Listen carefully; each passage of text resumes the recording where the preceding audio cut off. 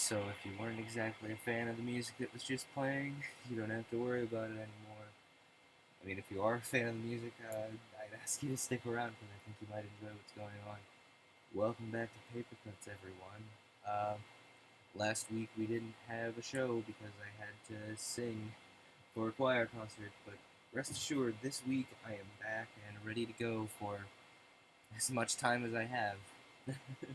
So, last time we read last time we were reading for Paper Cuts, we left ourselves on a cliffhanger.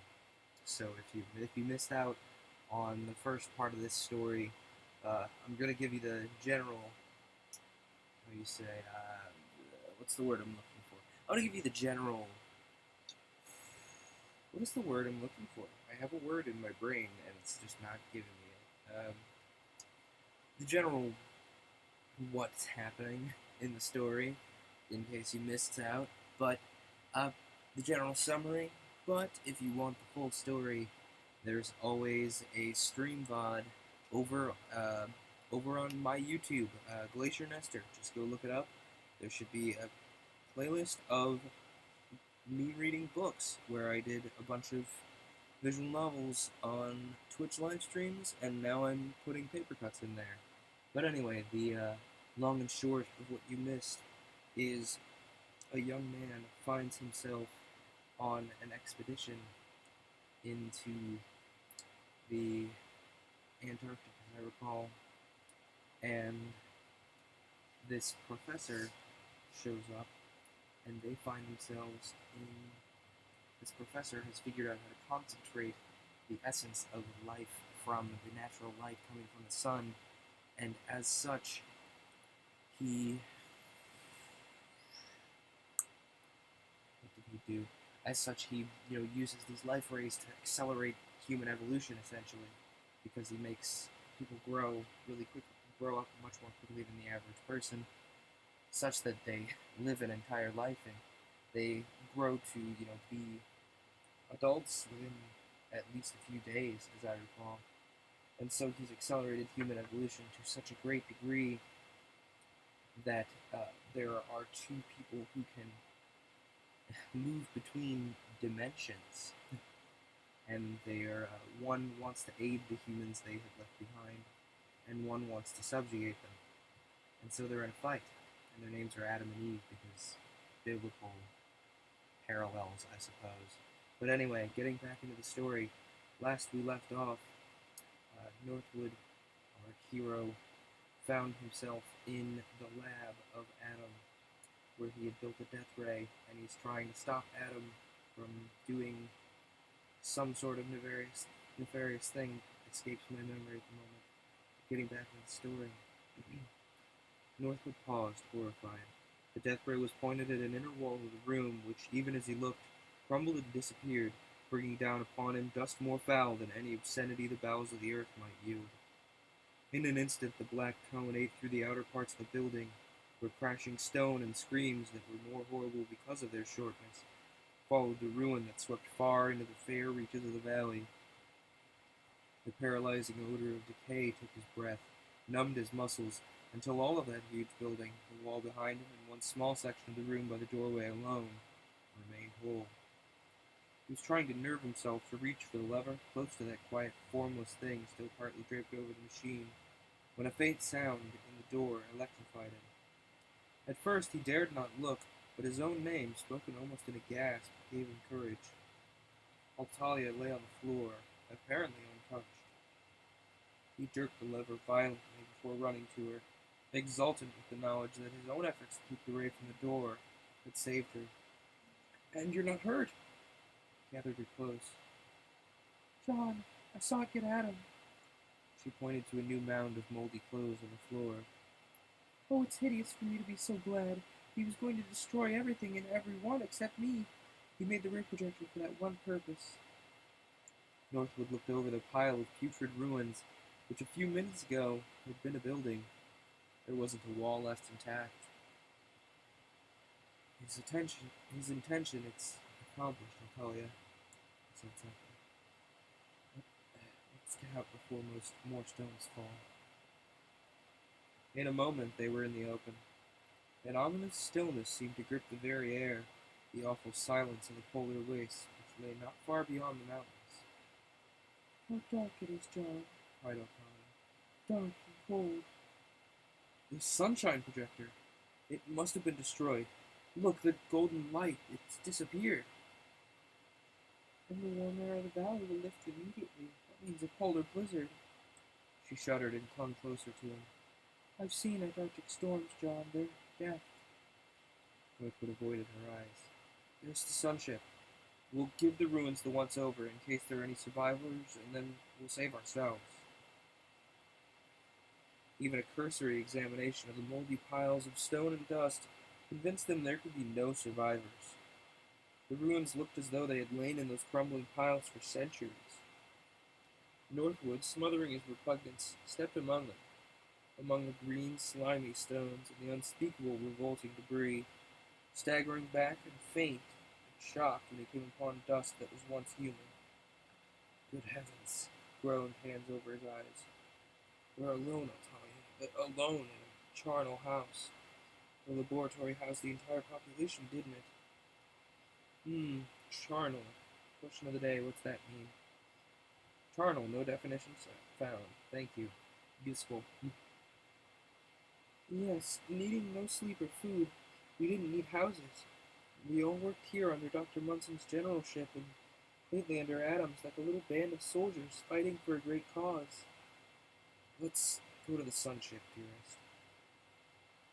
"But Munson was in the library," sobbed Natalia. "Let's look for him a little longer."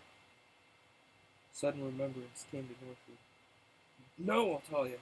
He left the library. I saw him go down the jungle path several minutes before Eve and I went to Adam's laboratory." "Then he might be safe. He might have gone to the sunship." Shivering, she slumped against him. "Oh, John, I'm cold." Her face was blue. Northwood jerked off his coat and wrapped it around her, taking the intense cold against his unprotected shoulders. The low, gray sky was rapidly darkening, and the feeble light of the sun could scarcely pierce the clouds. It was disturbing to know that even the summer temperature in the Antarctic was far below zero. "Come on. Hurry, it's snowing," he said gravely. They started to run down the road, through the narrow strip of jungle.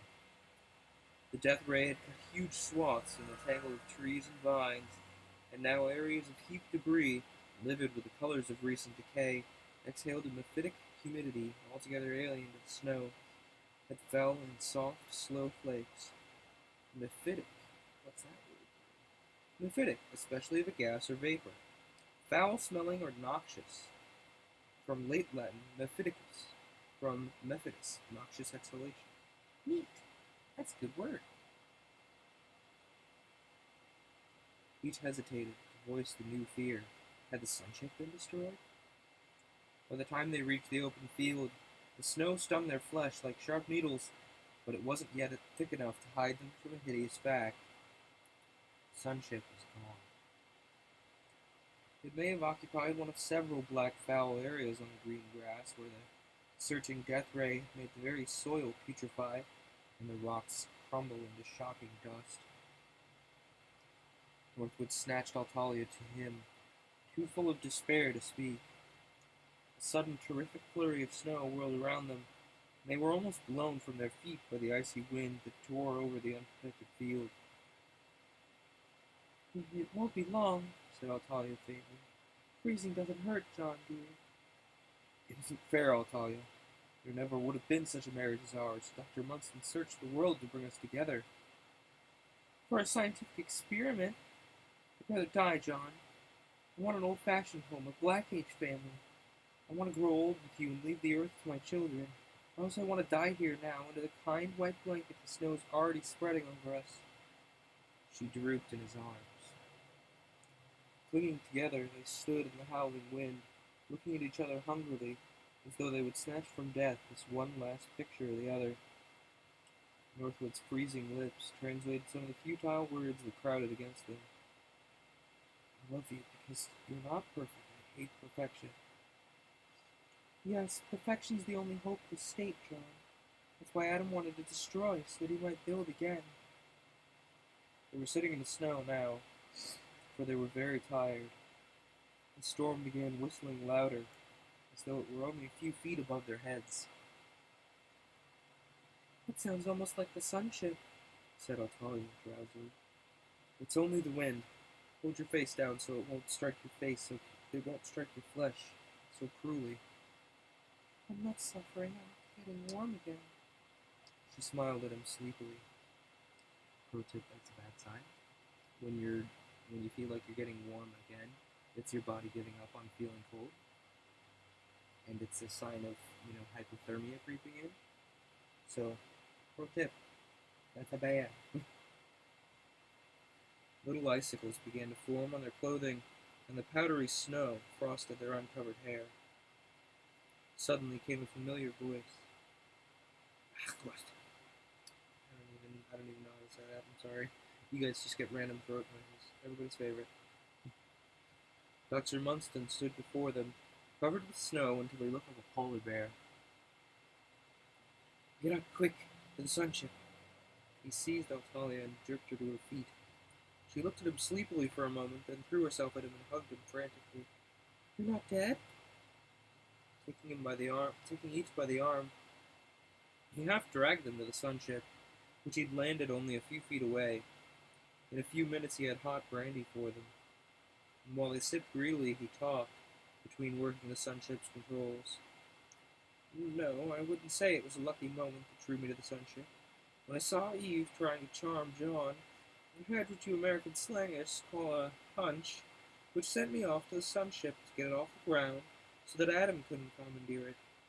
Then what's a hunch but a mental penetration into the fourth dimension?" For a long moment he brooded, absent-mindedly. "I was in the air when the black ray, which I suppose is Adam's deviltry, began to destroy everything it touched. From a safe elevation I saw it wreck all my work." A sudden spasm crossed his face. "I've flown over the whole valley. We're the only survivors, thank God." "Well, now at last you're confessing that it's not a good idea to tamper with a human life." Northwood warmed with his hot brandy. Was his old self again. "Oh, I've not altogether wasted my efforts. I went to elaborate pains to bring together a perfect man and a perfect woman of what Adam called our black age." He smiled at them whimsically. "And who can say to what extent you've furthered natural evolution?" Northwood slipped his arm around Altalia. "Our children might be more than geniuses, Doctor." Dr. Munston nodded his huge, shaggy head gravely. "The true instinct of a creature of the light," he declared. "Oh, hey, this is neat." So there's a little centerfold after the end of this story here. By the way, that was the end. The end. Everybody died except Northwood and Altalia and the Doctor. Just insert trumpet sound here, like a little noise that happens when there's like a little confetti. Anyway, but I digress. There's a little thing here that says, "Remember, Astounding Stories appears on newsstands the first Thursday in each month." Well, shucks, I should have done this on Thursday then. That would have been cool. Oh well. "Remember, Astounding Stories comes up Friday afternoons." Anyway, give me a moment to have some water, and then we'll move on to our next story, Into Space by Sterner St. Paul.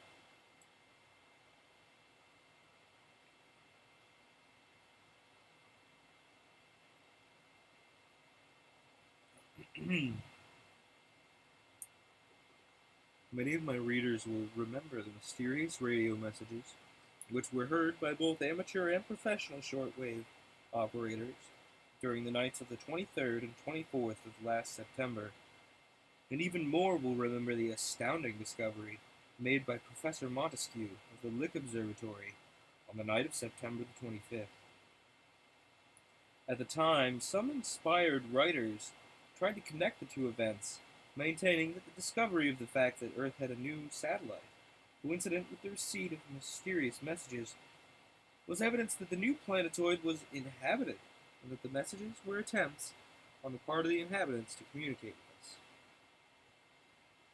The fact that the messages were on a lower wavelength than any receiver in existence could receive with any degree of clarity, and the additional fact they seemed to come from an immense distance, lent a certain air of plausibility to these ebullitions in Sunday magazine sections. Ebullitions, technical or archaic, the action of bubbling or boiling. So it's so essentially the plausibilities are burbling from these magazines. Neat. That's a good word.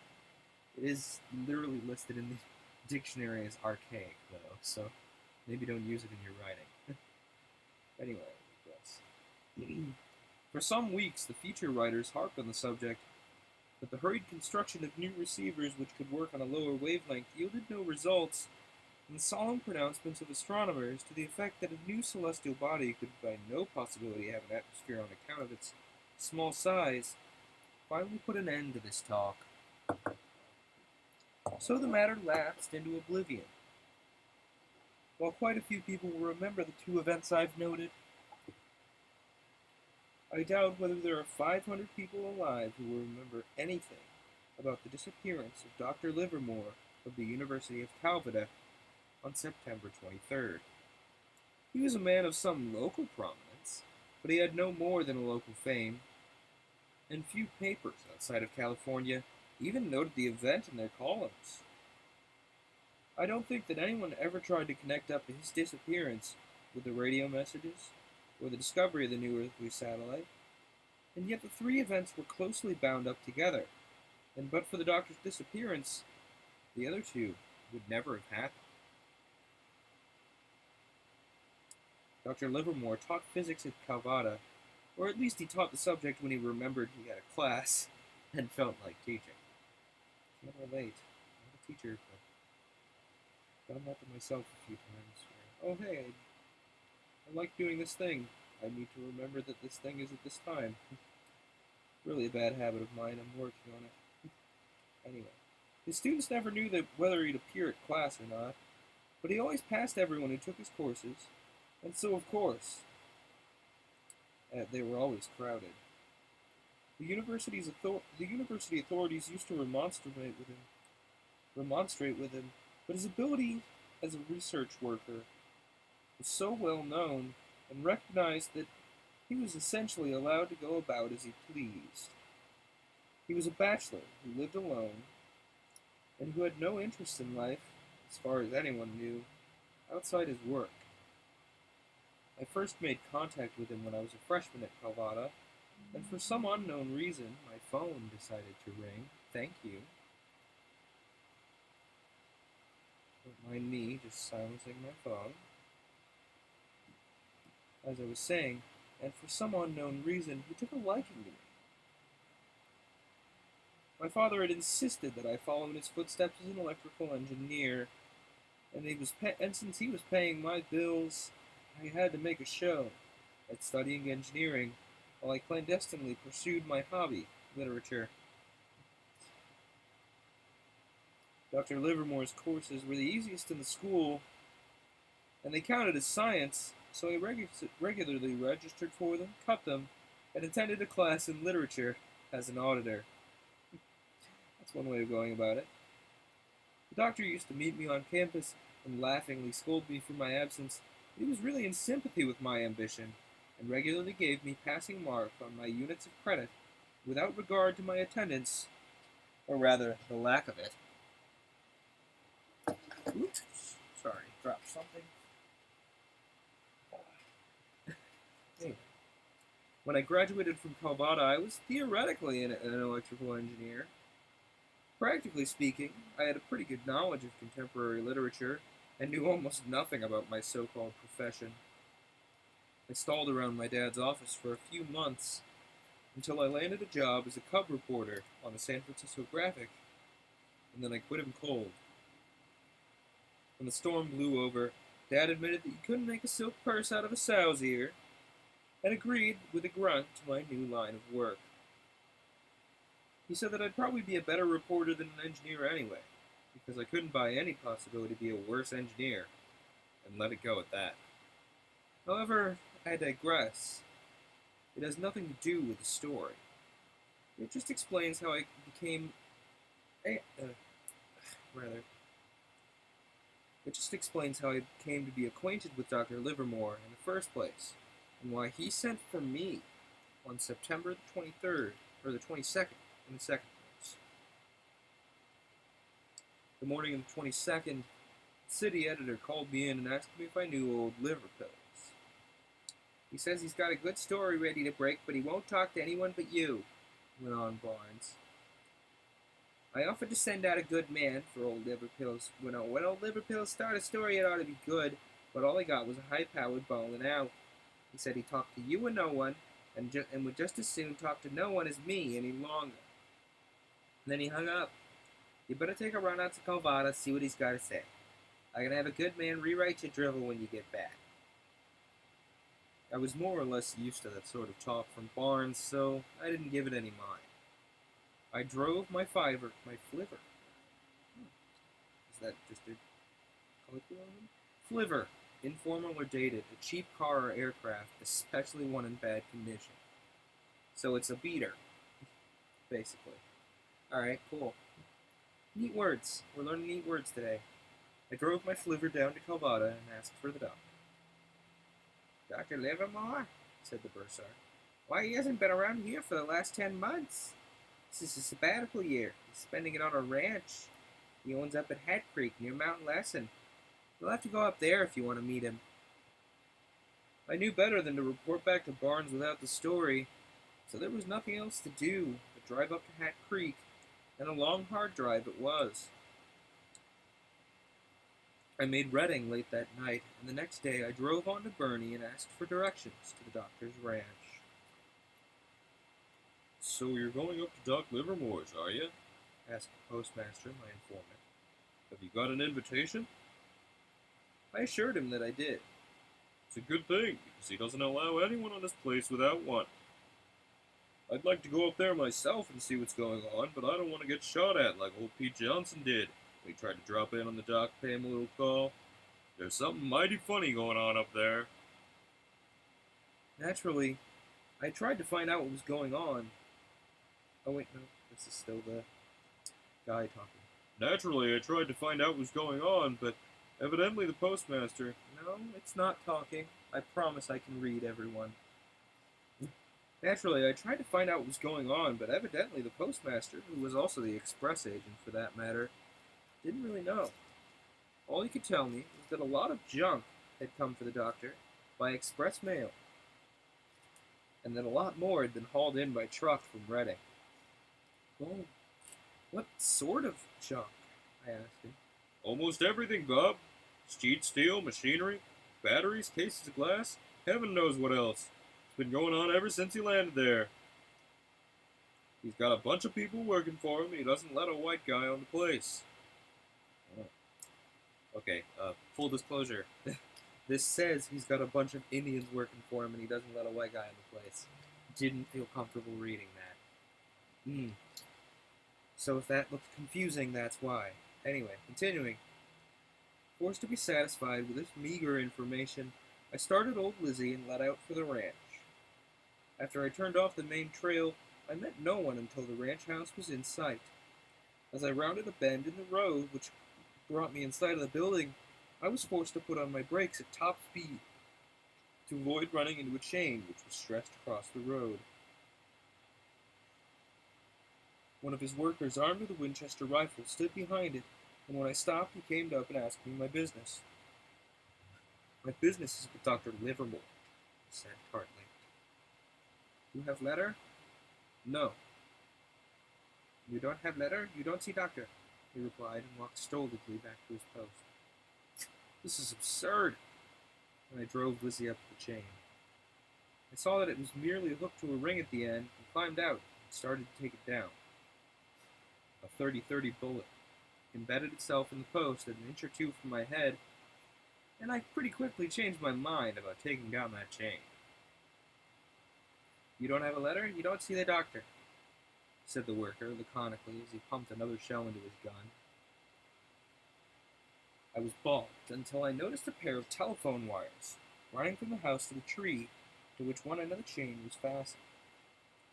Is that a telephone to the house? The worker grunted in assent. Dr. Livermore telephoned me to come and see him. Can't I call him up and see if he still wants to see me? The worker debated the question with himself for a minute and then nodded a doubtful assent. I cranked the old coffee mill type of phone which I found there, and presently heard the voice of Dr. Livermore. This is Tom Faber, Doctor. The graphic sent me up to get a story from you, but there's a worker here who started to murder me when I tried to get past your barricade. Good for him, chuckled the doctor. I heard the shot, but I didn't know he was shooting at you. Tell him to talk to me. The worker took the telephone at my bidding and listened for a moment. You go in, he agreed when he hung up the receiver. He took down the chain and I drove on up to the house, to find the doctor waiting for me on the veranda. Hello, Tom, he greeted me heartily. So you had trouble with my guard, did you? I nearly got murdered. I expected Joe would have drilled you if you tried to force your way in, he remarked cheerfully. I forgot to tell him you were coming today. I told him that you'd be here yesterday, but yesterday isn't today to that worker. I wasn't sure whether you'd get here at all. In point of fact, I didn't know whether that old fool I talked to in your office would send you or someone else. If anyone else had been sent, you'd have never got by Joe, I can tell you. Come in. Where's your bag? Well, I don't have one. I went to Calvada yesterday to see you and didn't know until I got there that you were up here. The doctor chuckled. I guess I forgot to tell where I was. That man I talked to got me so mad I hung up on him before I told him. Doesn't matter though, I can dig you up a new toothbrush and I guess you can work things out from there. Come in. I followed him into the house, and he showed me a room fitted with a crude bunk, a washstand, and a bowl, and a pitcher. You won't find many luxuries here, Tom, but you won't need to stay here more than a few days. My work's done. I'm ready to start. In fact, I'd have started yesterday instead of today, if you arrived. Now, don't ask me any questions. It's nearly lunchtime. What's the story, Doctor? I asked after lunch as I puffed one of his excellent cigars. And why did you pick me to tell it to? For several reasons. In the first place, I like you, and I think you can keep your mouth shut until you're told to open it. In the second place, I've always found that you had the gift of vision or imagination, and the ability to believe. In the third place, you're the only man I know who had a literary ability to write up a good story and at the same time have the scientific background to grasp what it's all about. Understand that unless I have your promise not to write this story until I tell you you can, not a word I will tell you. I reflected for a moment. The graphic would expect the story when I got back, but on the other hand, I knew that unless I gave the desired promise, the doctor wouldn't talk. All right, I assented. I promise. Good. In that case, I'll tell you about it. No doubt you, like the rest of the world, think that I'm crazy. Well, is to say, not everybody. In point of fact, I often harbored such a suspicion, and I was a little thrown by him pointing it out, shall we say. Oh, that's right, he went on cheerfully. I am crazy. Crazy as a loon, which, by the way, is a highly sensible bird with a well-balanced mentality. There's no doubt I'm crazy, but my craziness is not of the usual type. Mine is the insanity of genius. He looked at me sharply as he spoke, but long sessions at poker in the San Francisco Press Club had taught me how to control my facial muscles, and I never batted an eye. He seemed satisfied and went on. From your college work, you're familiar with the laws of magnetism. Perhaps, considering just what your college career really was, I might better say that you're supposed to be familiar with them. I joined with him in his laughter. Funny joke. It won't require very deep knowledge to follow the thread of my argument. Regardless of all that, you know, of course, that the force of magnetic attraction is inversely proportional to the square of the distances separating the magnet and the attracted particles, and also that each magnetized particle has two poles, a positive and a negative pole, or a north and south pole as they're usually called, right? I nodded, and he continued. Consider for a moment the laws of magnetism, insofar as concerns the relation between distance and power of attraction, are matched by the laws of gravitation. But there the similarity between the two forces ends, right? There the similarity does not end, he said sharply. That's the crux of my discovery, that magnetism and gravity are one and the same, or rather that the two forces are separate but similar manifestations of one force. The parallel between the two grows closer with each succeeding experiment. You know, for example, that each magnetized particle has two poles. Similarly, each gravitized particle, coin a new word, has two poles, one positive and one negative. Every particle in the Earth is so oriented that the negative poles point toward the positive center of the Earth. This is what causes the commonly known phenomena of gravity or weight. I can prove the fallacy of that in a moment. There are none so blind as those who will not see, he quoted with an icy smile. I can probably predict your puerile argument, but go ahead and present it. I'm curious what you come up with.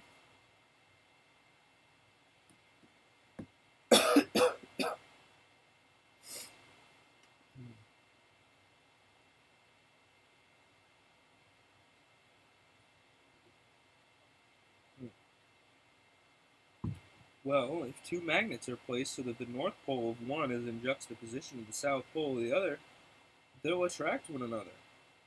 The positions of the magnets will be reversed so the two similar poles are opposite. They'll repel. If your theory were correct, a man standing on his head would fall off the earth. Exactly what I expected. Now let me ask you a question. Have you ever seen a small bar magnet placed within the field of attraction of a large electromagnet? Of course you have, and you've noticed that when the north pole of the bar magnet was pointed toward the electromagnet, the bar was attracted.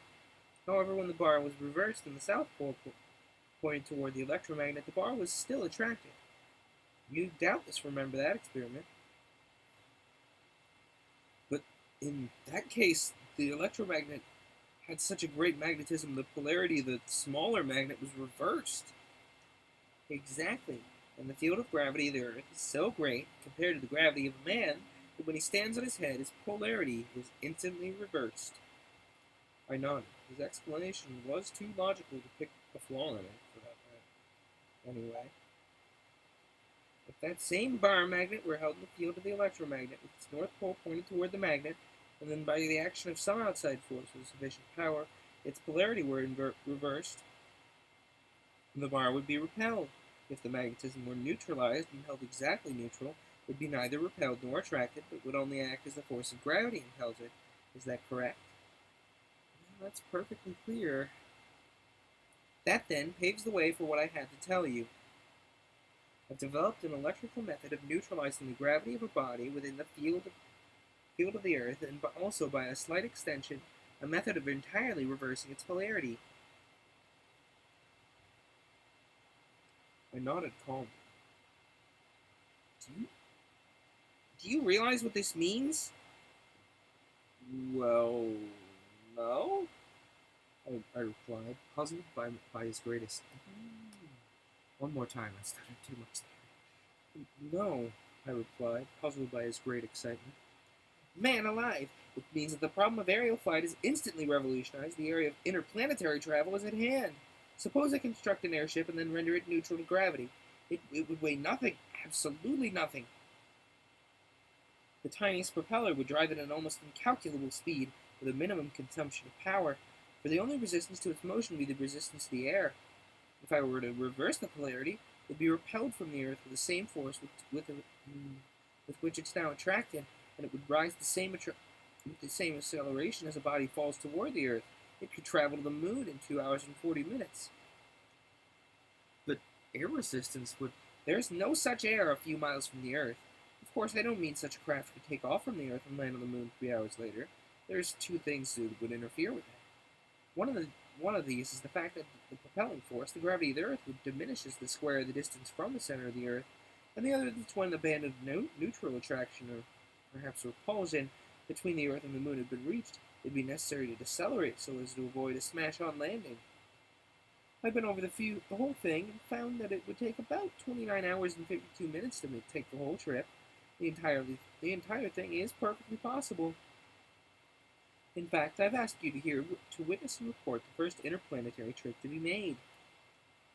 Out of curiosity, this guy estimates 29 hours and 52 minutes to get to the moon. How long did it take the Apollo missions to get to the moon? How long? Let's find out. How long did it take the Apollo? How long did it take those Apollo missions to get to the moon? About 3 days. So he was only low by a factor of 3, roughly.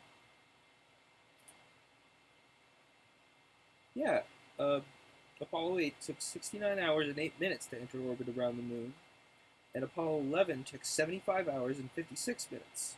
So, he wasn't off by too much.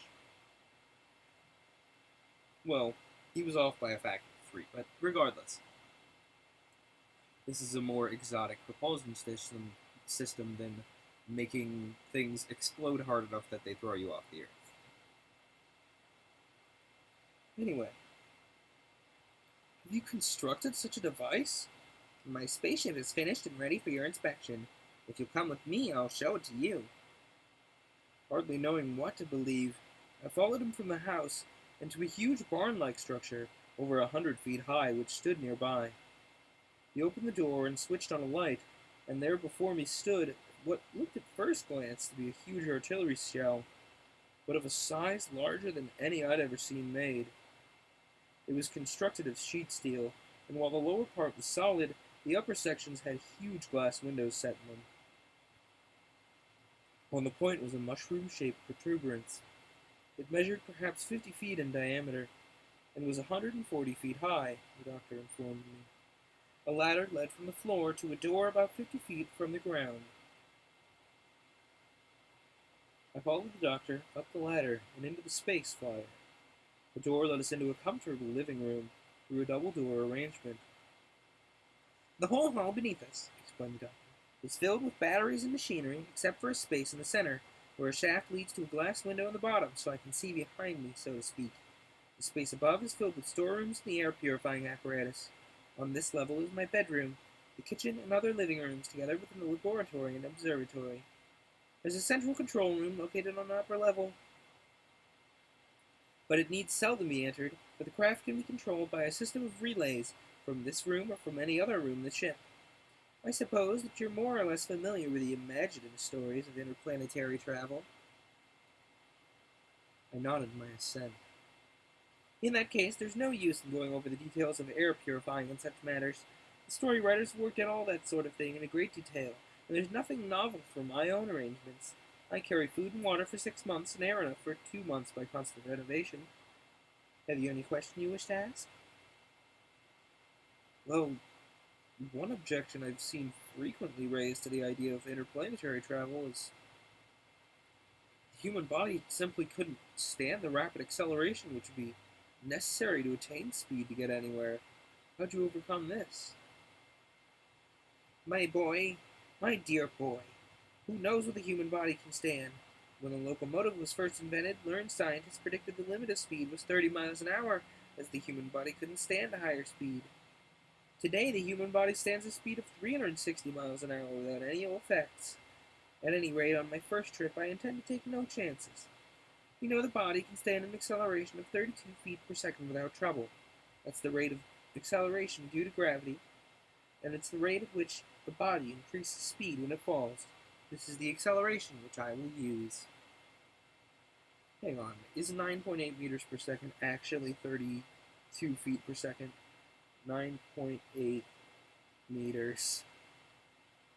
2 feet is roughly 32 feet per second. Alright, cool. Remember that the space traveled by a falling body in a vacuum is equal to 1/2 the acceleration multiplied by the square of the elapsed time. The moon, which I intend to make my first trip, is only 280,000 miles, or 1,478,000,000,000. Hang on. Yeah, 1,478,400,000 feet from us. With an acceleration of 32 feet per second, I'd pass the moon 2 hours and 40 minutes after leaving the Earth. If I did later take another trip, say to Mars, I'll have to find a means of increasing my acceleration, possibly by use of the rocket principle. Then I'll have time enough to worry. Then will be time enough to worry about what my body will stand. A moment's mental calculation verified the figures the doctor had given me, and I stood convinced. Are you really going? Most decidedly. To repeat, I would have started yesterday had you arrived early enough. As it is, I'm ready to start at once. We'll go to the back of the house for a few minutes. We'll go to the back of the house for a few minutes while I show you the location of my excellent telescope, through which you may watch my progress and instruct you in the use of my ultra-short-wave receiver, which I'm confident will pierce the heaviside layer. With this, I'll keep in communication with you, although I've made no arrangements for you to send messages to me on this trip. I intend to go to the moon and land. I'll take atmosphere samples through an airport, and if there's an atmosphere which will support life, I'll step out on the surface. If there's not, I'll return to the Earth.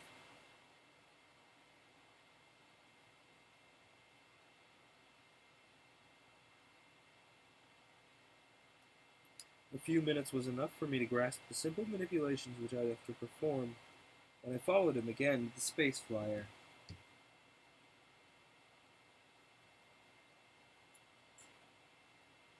Whoa. You must excuse me, I had to yawn. I'm going to mute the mic for a moment and put on a little bumper so I can drink some water without disturbing you all. Want to learn more about the Stinger? Visit us online at www.sau.edu/KALA. That's www.sau.edu/KALA. The Stinger. Beats by Bees on KALA HD3. Thanks, Tom. Anyway, a few minutes was enough for me to grasp the simple manipulations which I'd have to perform, and I followed him again to the space flyer. How are you going to get it out? Watch. He worked some levers, and the roof of the barn folded back, leaving the way clear for the departure of the huge projectile. I followed him inside, and he climbed the ladder. When I shut the door, go back to the house and test the radio. The door clanged shut, and as instructed, I hastened to the house. His voice came plainly enough. I went back to the flyer and waved him a final farewell, which he acknowledged through a window, and then I returned to the receiver. A loud hum filled the air, and suddenly the projectile rose and flew out through the open roof, gaining speed rapidly until it was a mere speck in the sky. It vanished, but I had no trouble picking him up with the telescope. In fact, I could see the doctor through one of the windows.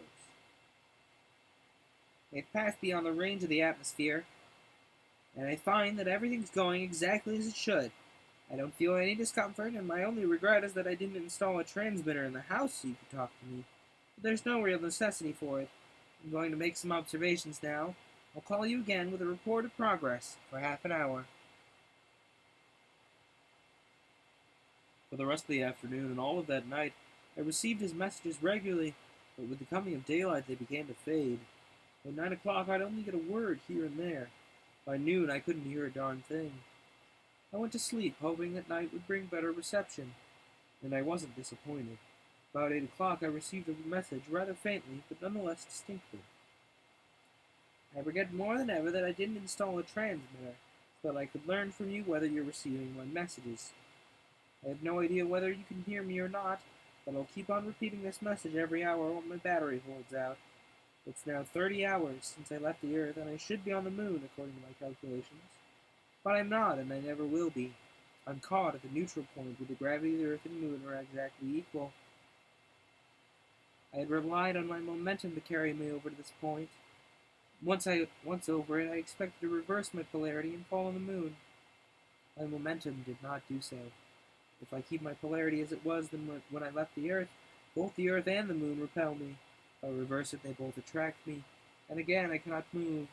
If I had equipped my space flyer with some sort of rocket so that I could move a few miles or perhaps even a few feet from the dead line, I could proceed, but I didn't do so, and I cannot move forward or back.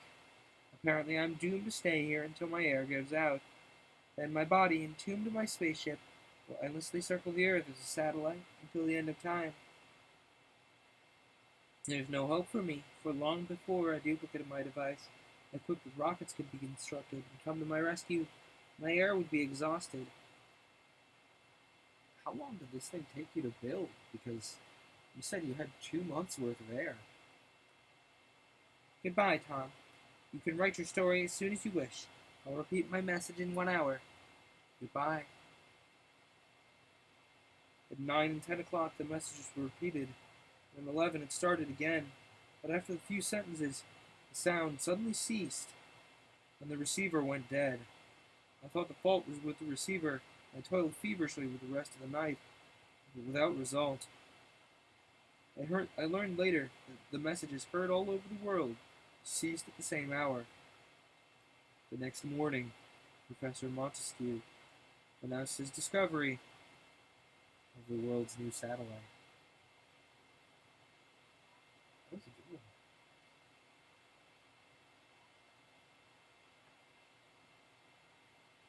one. Ooh, we're finally getting a conclusion to that story from earlier, where the guy was on an Antarctic expedition, right? And he fell into a hole where there was a world full of beetle people, and the dude who like wore a beetle as a suit so he could command the other people, the other beetles, so he could get away with living as a real person, because the beetles were like eating people and using them as livestock. Oh dang, we're finally getting the conclusion of that. I thought it was supposed to come up like several issues ago, but it's coming up now. So we return to the story of the Beetle Horde by Victor Rousseau. Tommy Travers and James Dodd of the Travers Antarctic expedition crashed in their plane somewhere near the South Pole, and they're seized by a swarm of man-sized beetles. They were carried down to Submundia, a world under the Earth's crust. Okay, let me just skip over all of the summary because I just gave you the summary.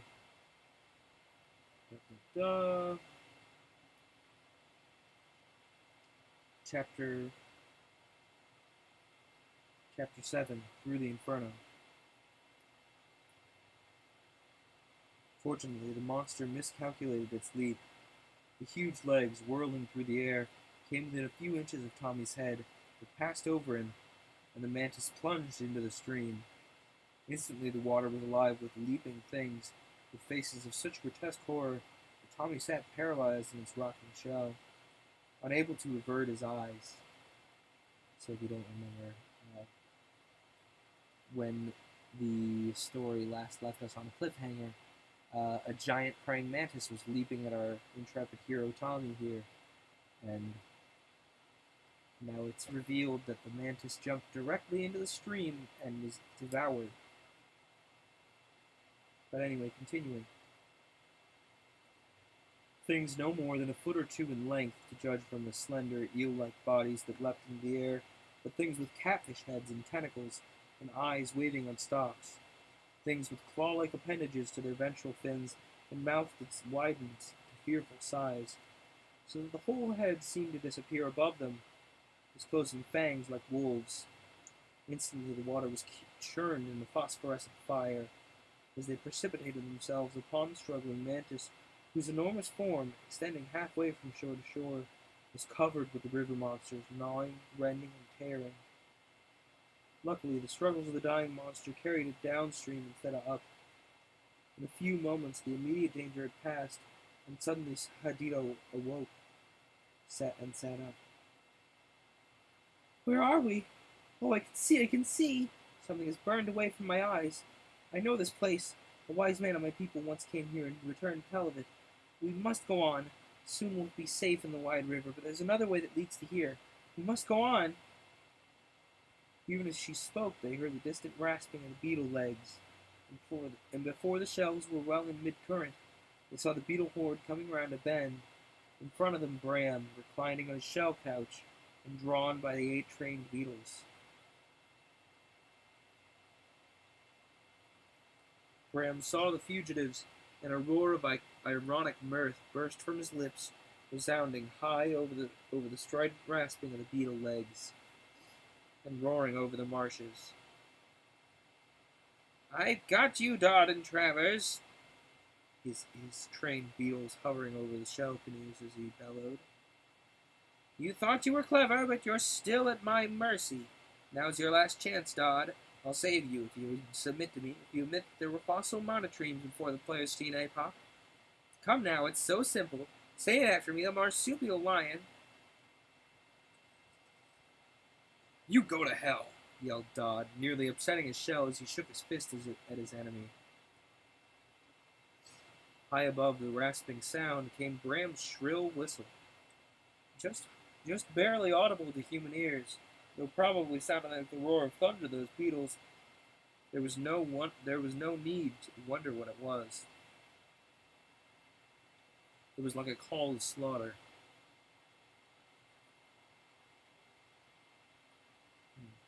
Like a black cloud, the beetles shot forward. A serried phalanx covered the 2 men and the girl, hovering a few feet overhead, the long legs dangling to within arm's reach, and a terrible cry of fear broke from Hydita's lips. Suddenly, Tommy remembered Bram's cigarette lighter. He pulled it from his pocket and ignited it. Small as the flame was, it was actinically. What's that word mean? Actinically, no definition found. Thank you. So useful. It was actinically much more powerful than the brighter phosphorescence of the fungi behind them. The beetle cloud overhead had parted, and the strident sound was broken into a confused buzzing as the terrified, blinded beetles popped into the stream. None of them, fortunately, fell into either of the 3 shells, but the mass of struggling monsters in the water was hardly less formidable to the safety of the occupants than the menacing cloud overhead. "Get clear!" Tommy yelled to Dodd, trying to help the shell along with his hands. He heard Bram's cry of baffled rage, and looking backward, couldn't refrain from a laugh of triumph. Bram's trained steeds had taken fright and overset him. Bram had fallen into the red mud beside the stream, from which he was struggling up, plastered from head to feet, and shaking his fist, evidently cursing, although his words were not able to be heard. "How about your marsupial lion now, Bram? No monotremes before the Pleistocene? You get that? That's my slogan now and forevermore." Bram shrieked and raved, and seemed to be inciting the beetles to a renewed assault.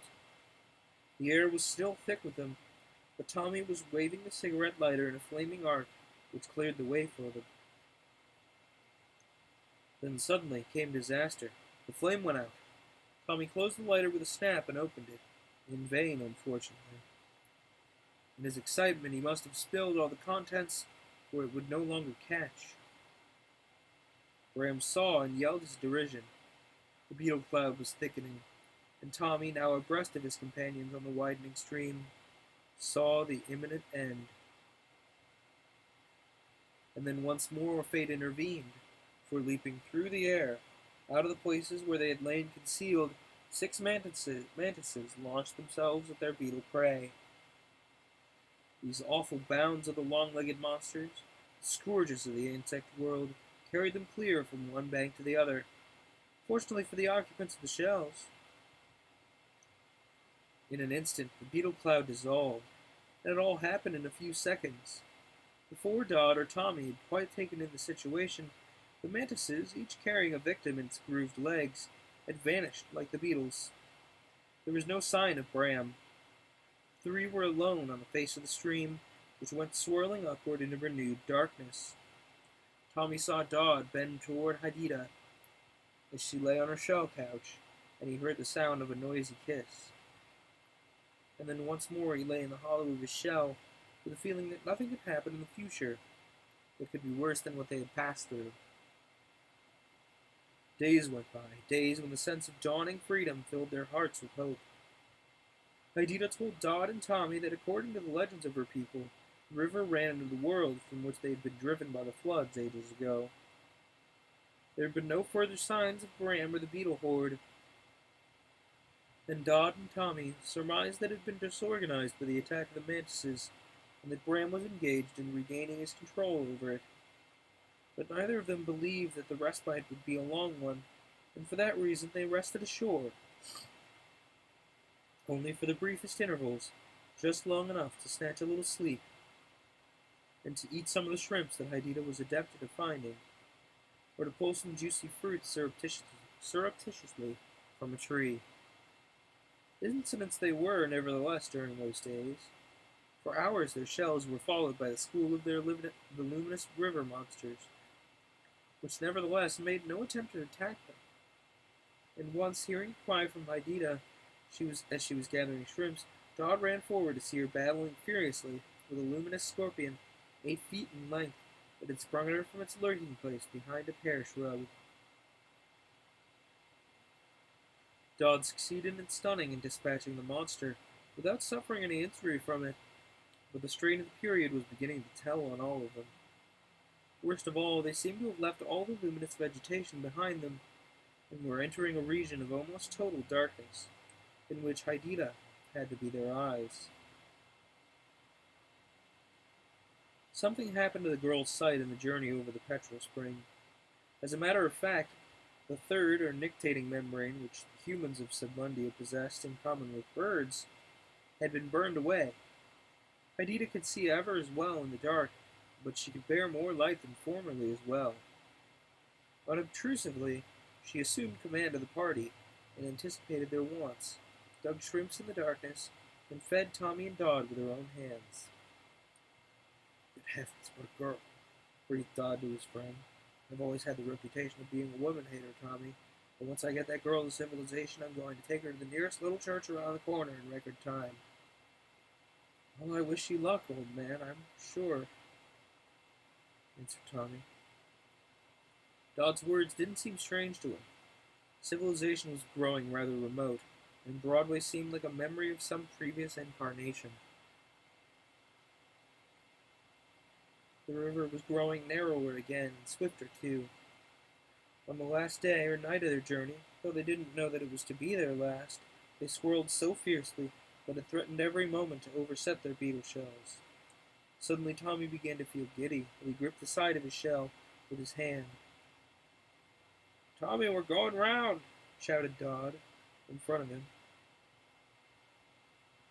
There was no longer any doubt about it. The shells were revolving in a vortex of rushing, foaming water. Hydita! The girl's voice came back thickly across the roaring torrent in response to their half-hearted shout.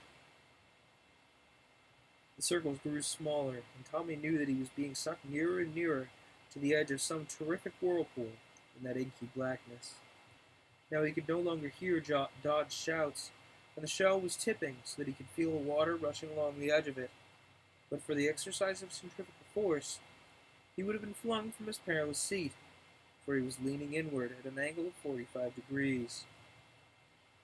Then suddenly, he found his progress arrested. He felt the shell being drawn to the shore. He leapt out, and Hydita's strong hands dragged the shell out of the torrent, while Tommy sank down, gasping. What's the matter? He heard Dodd demanding. There is no more river. It goes into a hole in the ground. So much have I heard from the wise men of my people.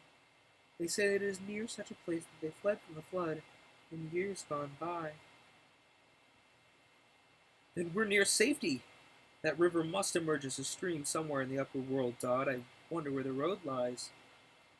There is a road here. Let us put our shells on again, since who knows whether there may not be beetles here. Did you ever see such a girl as that? First she saves our lives. Oh, excuse me, sorry.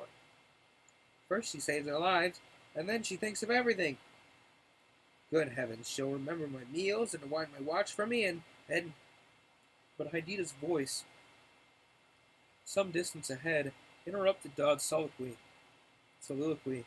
and hoisting the beetle shells upon their backs, they started along the rough trail they could feel with their feet over the stony ground.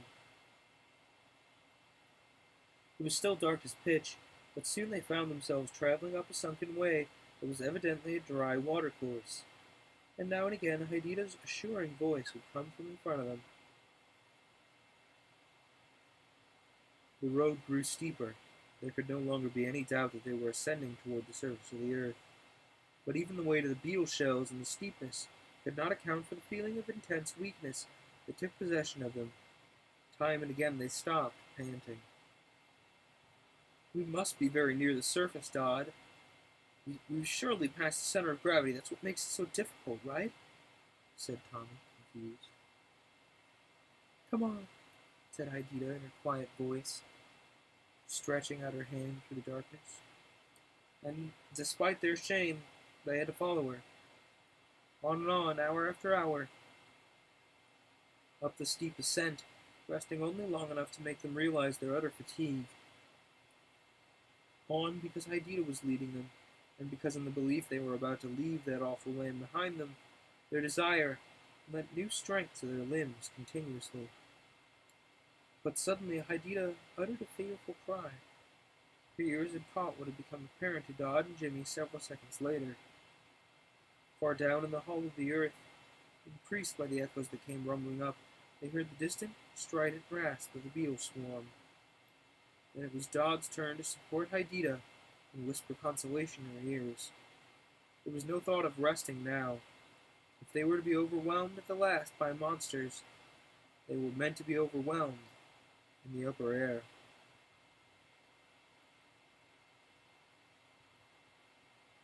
It was growing insufferably hot. Blasts of air, as if from a furnace, began to rush up and down past them. The trail was growing steeper still, and slippery as glass. What is it, Jim? Tommy panted as Dodd, leaving Hydita for a moment, came back to him. I'd say lava. If only one could see something. I don't know how she finds a way. My impression that we're coming out through the interior of an extinct volcano. But where are there volcanoes in the South Polar regions? There are Mount Erebus and Mount Terror in South Victoria Land, active volcanoes discovered by Sir James Ross in 1841, and again by Borchgrevink in 1899. If that's where we're coming out, well, Tommy, we're doomed because it's the heart of the polar continent. We may as well turn back. Fun fact, Mount Erebus and Mount Terror are actual volcanoes in the actual Antarctica. He wasn't just pulling those names out of nowhere. Are they in the middle of the continent, though? I'm going to look, because as I remember, Mount Erebus is near the coast.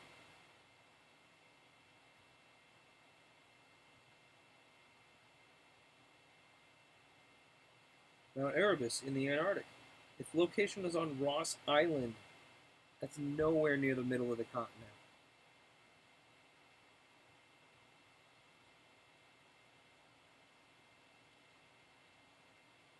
Yeah, it's in the Bay of. Give me a moment. I know it's probably the Ross Bay. Honestly, it's on the same island that McMurdo Station is on. Also, I can hear people just being like, "Why do you know this?" Yeah, Mount Erebus is nowhere near the center of the continent. You have your facts wrong, good sir. Now, Mount Terror, I'm not sure. Let's look. Mount Terror. Yeah, Mount Terror and Mount Erebus are both on the same island that McMurdo Station is on. You are completely and totally incorrect, author. Good try, though. Sorry, that was going to bother me if I didn't look it up. Anyway, continuing on. But we won't turn back. We're done for if we do. Yeah, and we're done for if we don't. No, you're not. You're in McMurdo Station. It's one of the more habitable places in Antarctica. There's a reason there's like a base there. It's an island in a bay, and it's like it's probably one of the more habitable places.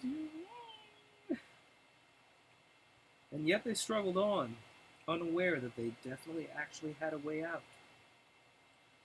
And now a faint luminosity was beginning to penetrate that infernal darkness. The rasping of beetle legs, too, was no longer audible. Perhaps they'd thrown Bram off their track? Perhaps in the darkness he'd not known which way they'd gone after leaving the whirlpool. That thought encouraged them to a last effort. They pushed their flagging limbs upward through an inferno of heated air. Suddenly Dodd uttered a yell and pointed upward. "Dear Hylia!" ejaculated Tommy. Then he seized Todd in his arms and nearly crushed him. For high above them, a pinpoint in the black void, they saw a star. They were almost at Earth's surface. One more effort, and suddenly the ground seemed to give beneath them. They breathed the outer air and went sliding down a chute of sand and stopped, half buried at the bottom. Just a moment, we're going to run one more pump. I have some water. The day I switched to the Stinger was the best day of my life. I love listening to a station that's commercial free and has a great blend of music. So, if you haven't yet, make the switch. It'll be the best day of your life.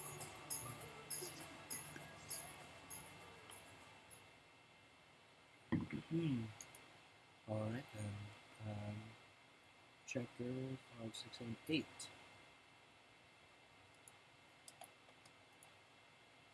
Chapter 8, Recaptured. Where are we? Each demanded of the other as they staggered out. It was a moonless night and the air was chill, but it was certainly nowhere near the chill of the polar region, for there was no trace of snow to be seen anywhere. All about them was sand, with here and there a spiny shrub standing up stiff, erect, and solitary. When they had disengaged themselves from the clinging sand, they could see that they were apparently in the hollow of a vast crater that must have been half a mile in circumference. It was low and worn down to an elevation of not more than 200 or 300 feet, and evidently the volcano had thrown it up. The volcano that had thrown it up had been extinct for millennia. "Water!" gasped Dodd.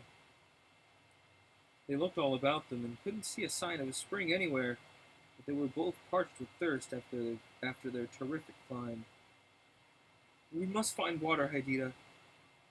"What's the matter?" Hydita was pointing upward at the starry heaven and was shivering with fear. "Eyes! Big beetles waiting for us up there." No, Hydita. Those are stars. They're worlds. Places where people live." "Will you take me up there?" "No, this is our world. And by the sun will rise. That's a big ball of fire up there. He watches over the world and gives us light and warmth. Don't be afraid. I'll take care of you." "Hydita is not afraid with Jimmy God to take care of her," replied the girl with dignity. "Hydita smells water. Over there." She pointed across one side of the crater. "Well, then we better hurry," clicked Tommy, "because I can't hold out much longer." The three scrambled over the soft sand, which sucked in their feet to the ankle at every step. It was with the greatest difficulty that they succeeded in reaching the crater's summit, though low it was. Then Dot uttered a cry and pointed. In front of them extended a long pool of water, with a scrubby growth around the edges. The ground was firmer here, and they hurried toward it. Tommy was the first to reach it. He lay down on his face and drank eagerly. He'd taken in a quart before he discovered that the water was saline. Ooh, buddy, that ain't gonna be good for you. Salt water is a bad. At the same time, Dodd uttered an exclamation of disgust. And Haidita, too, after sipping a little of the fluid, had stood up, chattering excitedly in her own language. But she wasn't chattering about the water. She was pointing toward the scrub. Men there! Men like you and Tommy, Jimmy Dodd. Tommy and Dodd looked at each other, the water already forgotten in their excitement to Haidita's information. Neither of them doubted. Brave as she was, the girl now hung back behind Dodd, letting the two men take precedence of her. The water, saline as it was, had partially quenched their thirst. They could feel their strength reviving, and it was growing light. In the east, the sky was already flecked with yellow-pink. They felt a thrill of intense excitement at the prospect of meeting others of their own kind. "Where do you think we are?" asked Tommy. Dodd stopped to look at a shrub that was growing near the edge of the pool. "I don't think. I know, Tommy. This is a wattle." "A wattle?" "We're somewhere in the interior regions of the Australian continent. That's not going to help us much." "Oh, over there," panted Haidita. "Hold me, Jimmy Dodd. I can't see. It's this light." She screwed her eyelids tightly together to shut out the pale light of dawn. The men had already discovered that the third membrane of her eyelids had been burned away. "We must get her out of here, somewhere where it's dark, before the sun rises. Quickly, back to the entrance of the crater." But Haidita, her arm extended, persisted. "Over there, over there!" Suddenly a spear came whizzing out of a growth of wattle beside the pool. It whizzed past Tommy's face and dropped into the sand behind. Between the trunks of the wattle, they could see the forms of a party of blackfellow, watching them intently. Phrases that make me uncomfortable uncomfortable to read for 500, Alex. Party of blackfellow. Lest we forget, these are from the 30s. Everybody's favorite. Tommy held up his arms and moved forward with a show of confidence that he was far from feeling.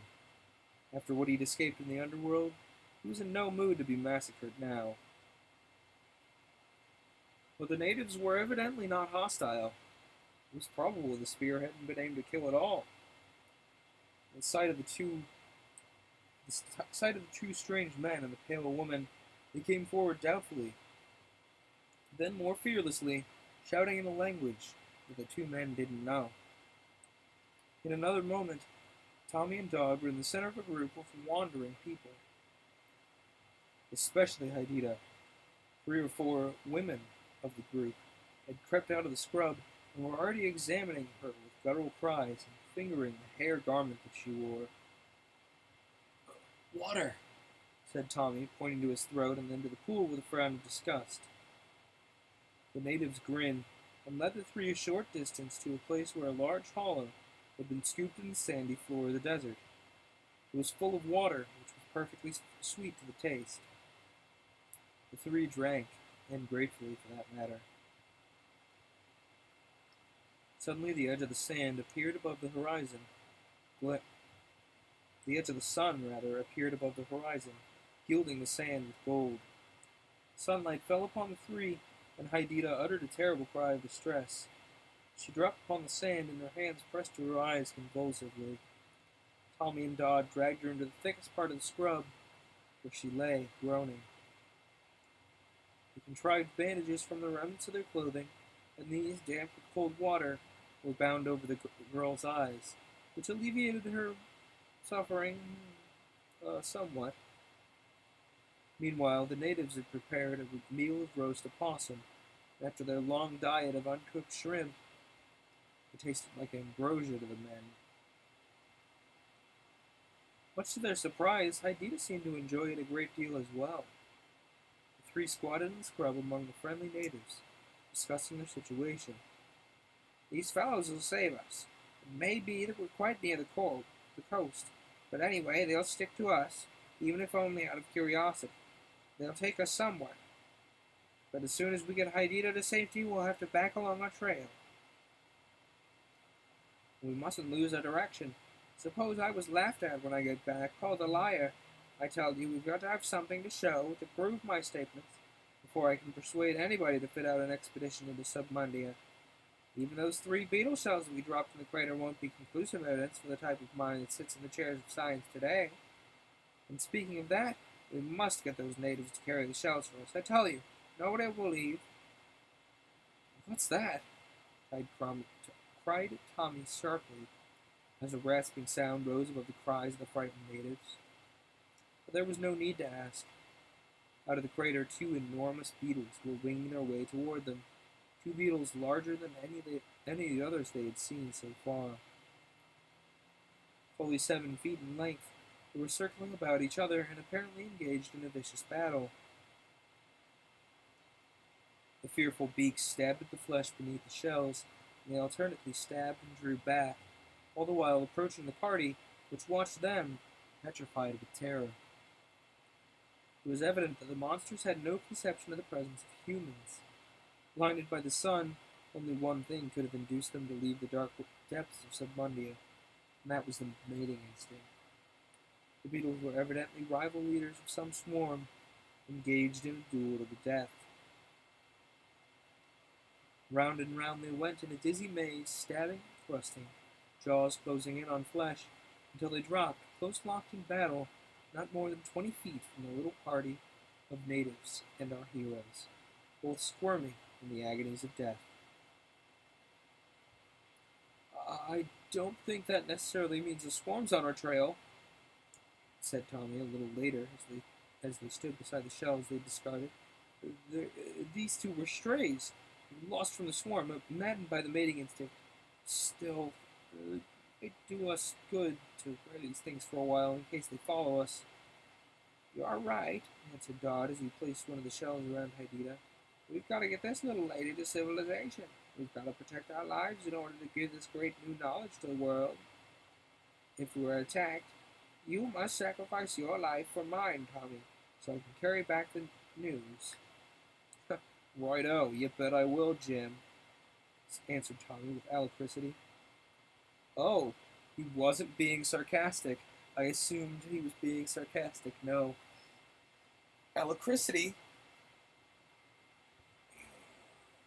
if you'll excuse my stretching noises, alacrity actually means brisk and cheerful readiness. So he wasn't being sarcastic about, oh yeah, you bet I am gonna be ready. Oh boy. No, he was like, wow, okay, yeah, I'll totally do that so you can tell the story. Boy. The glaring sun of mid-afternoon was shining down upon the desert, but Haidita was no longer in pain. It was evident that she was fast becoming accustomed to the sunlight, but she still kept her eyes screwed up tightly, and to be helped along by Dodd and Jimmy. In high good humor, the 3 reached the encampment, to find that the natives were feasting on the dead beetles, while the 2 eldest members of the party had proudly donned the shells. It was near sunset before they finally started. Dodd and Tommy had managed to make it clear to them they wished to reach civilization, but how near this was, there was no means of determining. They noted, however, that the party started in a southerly direction. I should say that we're in South Australia, probably 300 or 400 miles from the coast. We've got a long journey before us, but these natives will know how to get food for us. In any case, they certainly knew how to get water, for just as it began to grow dark, and the 3 were already tormented by thirst, they stopped at what seemed to be a mere hollow among the stones and boulders that strewed the face of the desert and scooped away the sand, leaving a hole which quickly filled with clear, cold water of excellent taste. After they made signs that they were to camp there for the night. After which they made signs that they were going to camp there for the night. The moon was riding high in the sky, and as it grew dark, Haidita opened her eyes, saw the luminary, and muttered an exclamation, this time not of fear, but of wonder. Moon, that's right. She watches over the night as the sun does the day. Haidita likes the moon better than the sun, said the girl wistfully. The moon's not strong enough to keep away the beetles, though. If I was you, I'd forget about the beetles, Haidita. They won't come out of that hole in the ground, and you'll never see them again. And then as he spoke, As if on cue, a familiar rasping sound echoed far in the distance. It's how the wind blows, said Tommy, desperately resolving not to believe his ears. I think a storm's coming up. Haidita, with a scream of fear, was clinging to Dodd, and the natives were on their feet, spear and boomerangs in their hand, looking northward. Out of that north, a little black cloud was gathering. The cloud spread gradually, a thundercloud, until it covered a good part of the sky. And still more of the sky, and yet more, all where that faint, distant rasping was audible, but didn't increase in volume. It was as if the beetles had halted until the full number of the swarm had come out of the crater. Alright, it's been almost an hour and a half. We're going to take a real quick 1-minute break. Everybody get up, do some stretches. If you've been sitting, maybe drink some water, Make sure to take care of yourself. I'm going to do the same. So enjoy this little bumper that plays, and we shall return. Hey guys, I'm Shelby Shepard, a senior here at St. Ambrose University. I've been studying journalism and radio TV for the past 3 years and couldn't be more excited about all the opportunities SAU has given me. From day one of my freshman year, I've met inspiring professors who have encouraged me to pursue my dreams. Because of them, I've written for the school's newspaper, The Buzz, and been able to report and anchor for our school's news broadcast, Dateline SAU. These things have led me to an internship with a local TV station my junior year and a job as a freelance journalist my senior year. If you had told me as a freshman that I would be anchoring Year in Review for Dateline SAU, an editor for The Buzz, and an intern for SAU's radio station all by my senior year, I would have never believed you. But that's what's so great about St. Ambrose. Here, anything is possible. So take every opportunity you're given, get involved, and ask questions. Your future is waiting. Let SAU guide you to it. Wow, wasn't that a heartwarming story? Thankfully, we've got something a little more esoteric than simply, I came to St. Ambrose to do communications, and it went well for me, even though that's a good thing. We've got an adventure to go on. Let's return to it. The cloud, which by now covered half the sky, began to take a geometric form. It grew square, the ragged edges seeming to trim themselves away. Excuse me, sorry. The ragged edges seeming to trim themselves away, streaks of light shooting through it at right angles, as if it was marshalling itself into companies. The doomed men and girls stood perfectly still, staring at the front. Excuse me, sorry. Must have eaten something that isn't settling well with me, sorry. Continuing on, the doomed men and girl stood perfectly still, staring at that phenomenon. They knew that only a miracle could save them. They didn't even speak, but Haidita clung more tightly to Dodd's arm. And then suddenly, the cloud spread upward and covered the face of the moon. Well, this is goodbye, Dodd. This is goodbye, Tommy, said Dodd, gripping his friend's hand. Goodness, I wish I had a revolver or a knife. He looked at Haidita. And suddenly the rasping became a whining shriek. A score of enormous beetles, the advance guards of the army, zoomed out of the darkness into a ray of straggling moonlight. Shrieking, the natives, who'd watched the approaching swarm perfectly immobile, threw away the 2 shells and bolted. Good heavens, did you see the color of their shells, Tommy? Even in that moment, the scientific observer became uppermost in him. Those red edges? Those must be young ones, Tommy. It's new brood. No wonder Bram stayed behind. He was waiting for them to hatch. The new brood were doomed. All my work wasted. The natives didn't get very far. 100 yards from the place where they started to run, they dropped, their bodies hidden beneath the clustering monsters. Their screams cut short as frightful beaks sought their throats, and those jaws crunched through flesh and bone. Circling around Dodd, Tommy, and Haidita, as if puzzled by their appearance, the beetles kept up a continuous, furious droning that sounded like the roar of Niagara, mixed with the shrieking of 1,000 sirens. The moon was completely hidden, and only a dim, nebulous light showed the repulsive monsters as they flew within a few feet of the heads of the fugitives, and the stench was overpowering. But suddenly a ray of white light shot through the darkness, and with a charged note, just perceptible to the ears of the two men, but doubtless of the greatest significance to the beetles, the swarm fled apart to the right and to the left, leaving a clear lane through which appeared who else but Bram, reclining on his shell couch above his 8 trained beetle steeds. Hovering overhead, the 8 huge monsters dropped lightly to the ground beside the 3, and Bram sat up, a vicious grin upon his twisted face. In his hand he held a large electric bulb, its sides sheathed in a roughly carved wooden frame. The wire was attached to a battery behind him. "Well met, my friends. I owe you more thanks than I can express for having so providentially left the electrical equipment of your plane undamaged after you crashed to the entrance to Submundia. I had a hunch about it, and the hunch worked." He grinned more malevolently as he looked from one man to the other. "You've run your race, but I'm going to have a little fun with you before you die. I'm going to use you as an object lesson. You'll find out in a little while." Go ahead, Bram," Todd grinned back at him. "Just a few million years ago, and you were a speck of protoplasm in that pre-Pleistocene age, swimming among the invertebrate crustaceans that characterized the epoch." "Invertebrates and monotremes, Todd," said Bram almost wistfully. "The mammals were already existent on the Earth, as you know." Suddenly he broke off as he realized Dodd was spoofing him.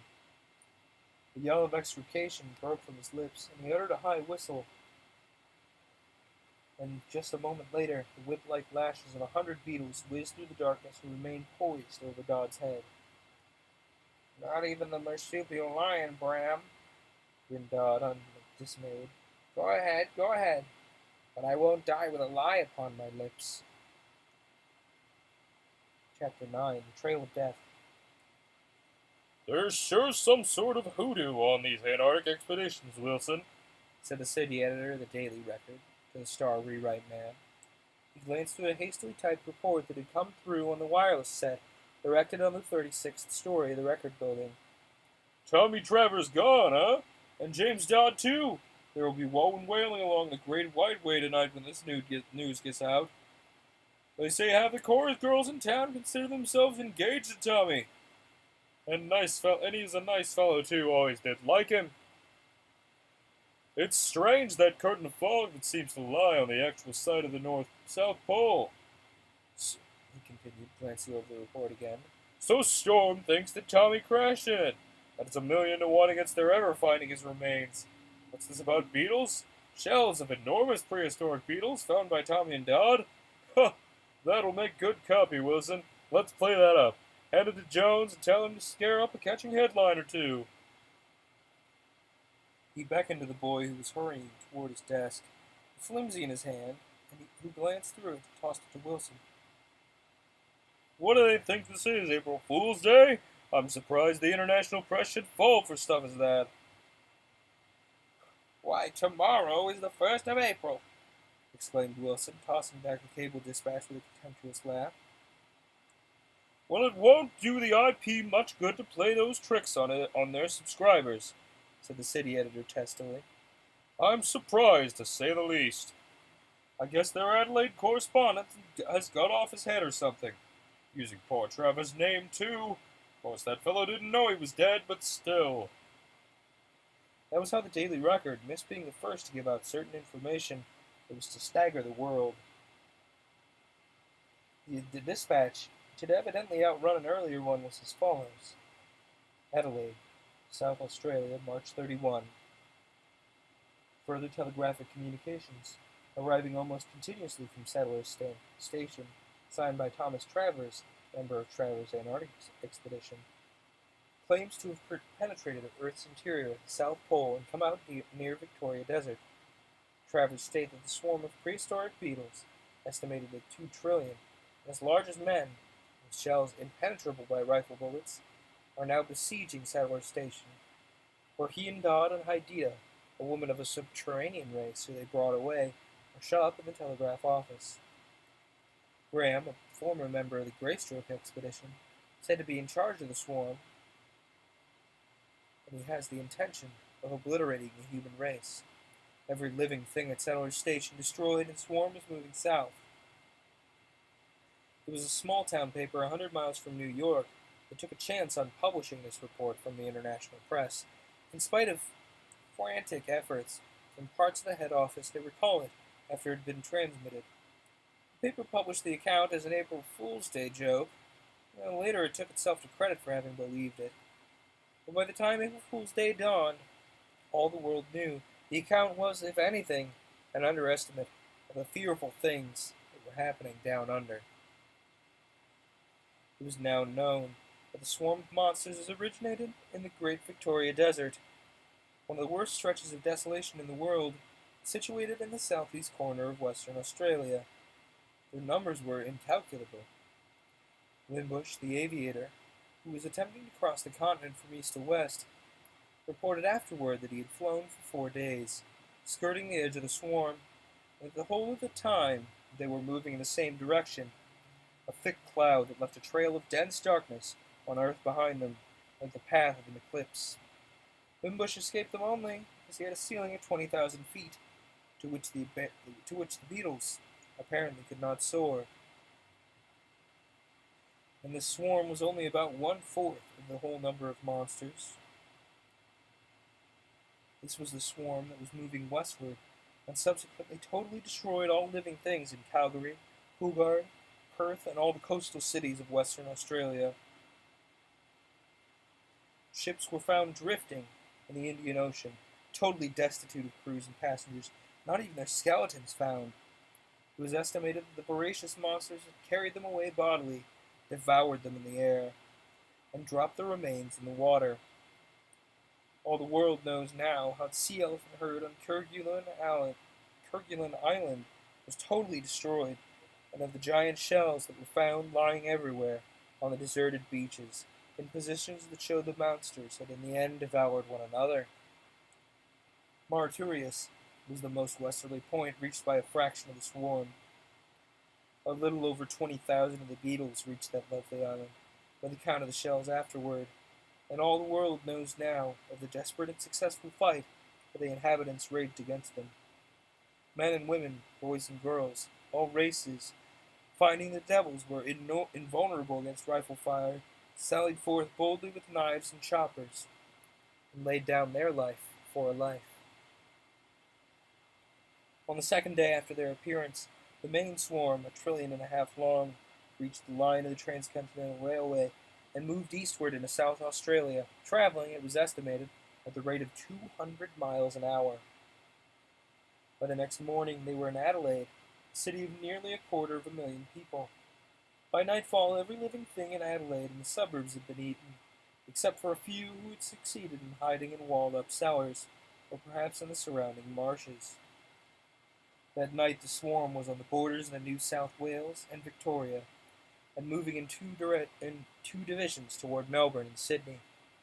The northern half, it was quickly seen, was flying wild with no particular objective, moving in a solid cohort, 200 miles in length, and devouring game, stock, and humans indiscriminately. It was the southern division, numbering perhaps 1 trillion, that was under the command of Graham, and aimed at destroying Melbourne as Adelaide had been destroyed. Graham, with his 8 beetle steeds, was by this time known and execrated throughout the world. He was pictured as an antichrist figure, the fulfillment of the prophecies of Revelation. And all this while, or rather until the telegraph wires were cut, broken, it was discovered later by perching beetles, Thomas Travers was sending out messages from his post at Settler's Station. Soon it was known that the prodigious creatures were following in the wake of the devastating horde. Mantises, 15 feet in height, winged things like pterodactyls, longer than bombing airplanes, followed, preying on any stragglers. But the main bodies never halted, and the inroads the destroyers made on their numbers were insignificant.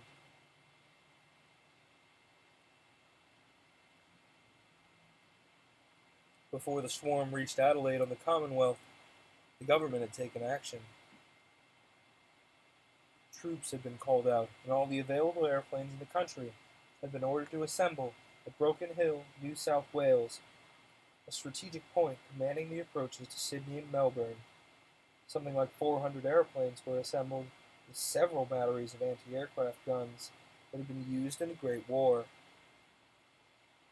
Every amateur aviator in Australia was on the spot for that matter, with machines ranging from tiny moths to Handley Pages, anything that could fly. Nocturnal though the Beatles had been, they no longer feared the light of the sun. In fact, it was ascertained later that they were blind. An opacity had formed over the crystalline lens of the eye. Blind, they were no less formidable than with their sight. They existed only to devour, and their numbers made them irresistible, no matter which way they turned. As soon as the vanguard of the dark cloud was sighted from Broken Hill, the airplanes went aloft. 400 planes, each armed with machine guns, dashed into the serried hosts, drumming out volleys of lead, in a long line extending nearly to the limits of the Beetle formation, thus giving the aviator all the room he needed. The planes gave battle.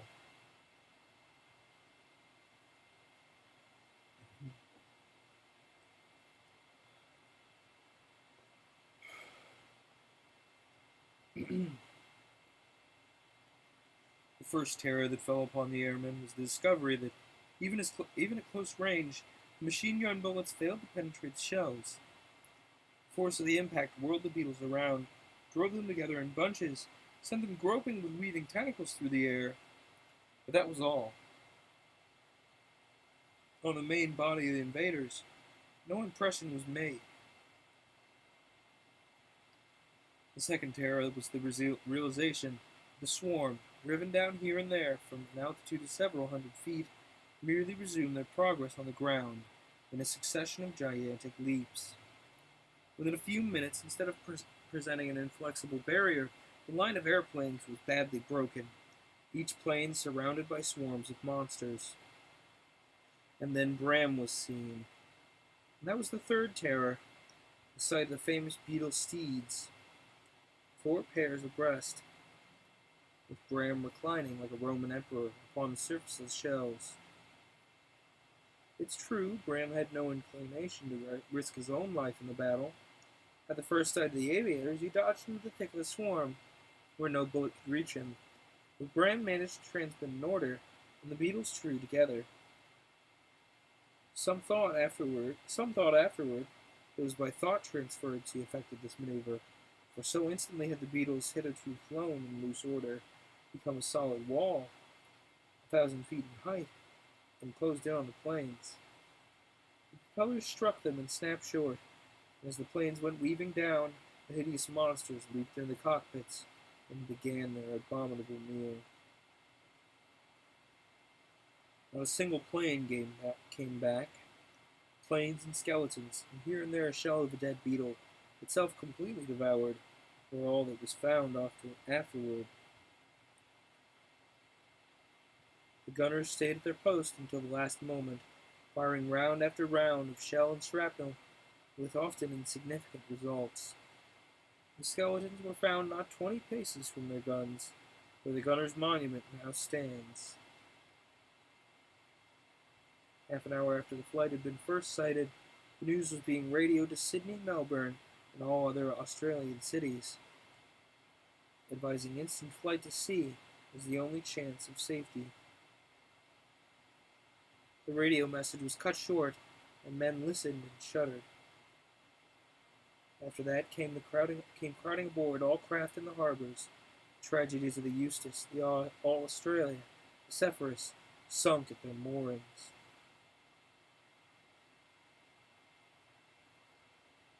The innumerable sea tragedies. The horde of fugitives that landed in New Zealand. The reign of terror when the mob got out of hand, the burning of Melbourne, the sack of Sydney. And south and eastward, like a resistless flood, rather, the beetle swarm came pouring. Well had Bram boasted that he would make the earth a desert. 100 miles of poisoned carcasses of sheep extended, extended outside Sydney's suburbs and gave the first promise of success. Long mounds of beetle shells testified to the results. Moreover, the beetles that fed on the carcasses of their fellows were in turn poisoned and died. But even despite this, it was only a drop in the bucket. What counted was the swift advance, and it was slowing down. As if exhausted by their efforts, or else satiated with their food, the beetles were doing what the soldiers did. They were digging in. 24 miles from Sydney, 18 outside Melbourne, the advance was stayed. Volunteers who went out from the cities reported that the beetles seemed to be resting in long trenches they had excavated, so that only their shells appeared above ground. Trees were covered with clean beetles. Every wall, every house was invisible beneath the beetle armor.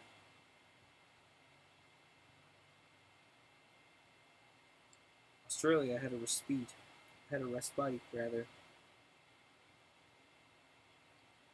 Perhaps only for a night or a day, it's time to draw breath. Time to consider. Time for the shiploads of fugitives to get farther from the continent. It had become a shamble. And then the cry went up, not only from Australia, but from all the world. Get Travers!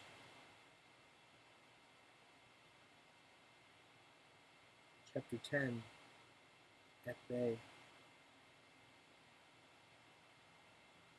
Graham put his fingers to his mouth and whistled, a shrill whistle, and yet it was audible to Dodd, Tommy, and Haydita. Instantly, three pairs of beetles appeared out of the throng. Their tentacles went out, and the two men and the girl found themselves hoisted separately upon the backs of the pairs. The next moment they were flying side by side, high in the air above the surrounding swarm. They could see one another, but it was impossible for them to make their voices heard above the rasping of the beetles' legs. Hours went by while the moon crossed the sky and dipped toward the horizon. Tommy knew that the moon would set about the hour of dawn, and the stars were already beginning to pale when he saw a line of telegraph poles, then two lines of shining metals, and a small settlement of stone and brick houses.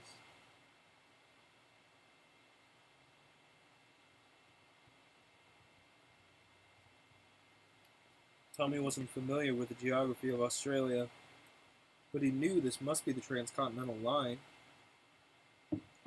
Whirling onward, the cloud of beetles suddenly swooped downward. For a moment, Tommy could see the frightened occupants of the settlement crowding into the single street, and then he shuddered with sick horror as he saw them obliterated by the swarm. There was no struggle, no attempted flight or resistance.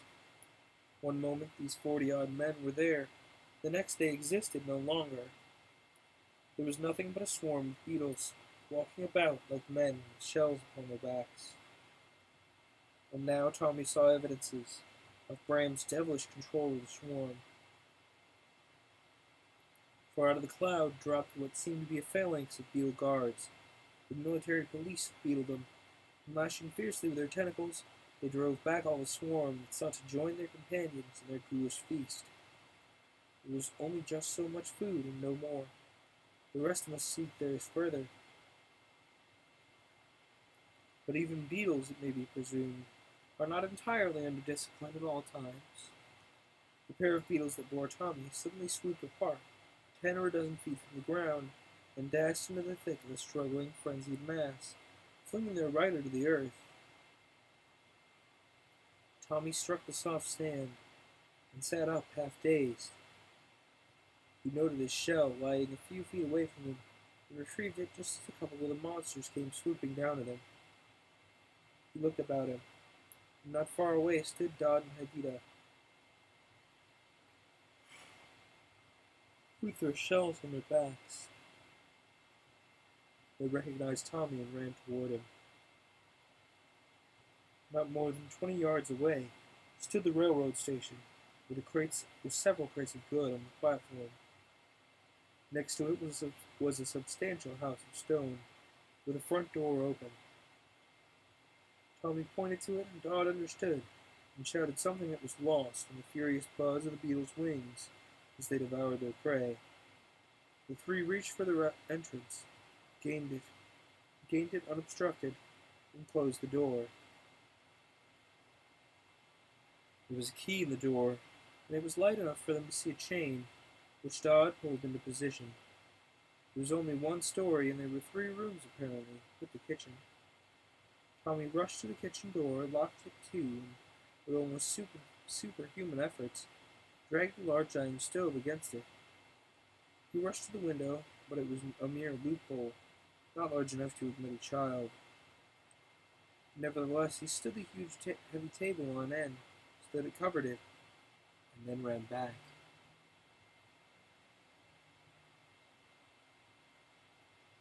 Dot had already barricaded the window of the larger room, which was a bed-sitting room with a heavy wardrobe, and the wooden bedstead, jamming the 2 pieces edgewise against the wall, so that they could not be forced apart without being demolished. He was now busy in the smaller room, which seemed to be the station master's office, dragging an iron safe across the floor. But the window was crisscrossed with iron bars, and it was evident that the safe, which was locked, contained at times considerable money, because the window could hardly have been forced save by a charge of nitroglycerin or dynamite. However, it was against the door that Dot placed the safe, and he stood back, panting. "Good thing, hold them," said Haidita. The 2 men looked at her doubtfully. Did Haidita know what she was looking at? The sun had risen. A long shaft shot into the room. Outside, the beetles were still buzzing as they turned over the vestiges of their prey. They were as yet to show signs of attack. And suddenly, Tommy grasped Dot's arm. "Look!" he shouted, pointing to a corner which had been in gloom a moment before. There was a table here, and on it a telegraphic instrument. Telegraphy had been one of Tommy's hobbies in boyhood. In a moment, he was busy at the table. Dot dash, dot dash. Then suddenly outside a furious hum, and the impact of beetle bodies against the front door.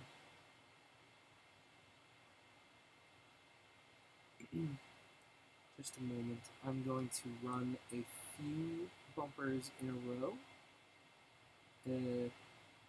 Just so I don't have dead air. I have to go use the restroom, unfortunately.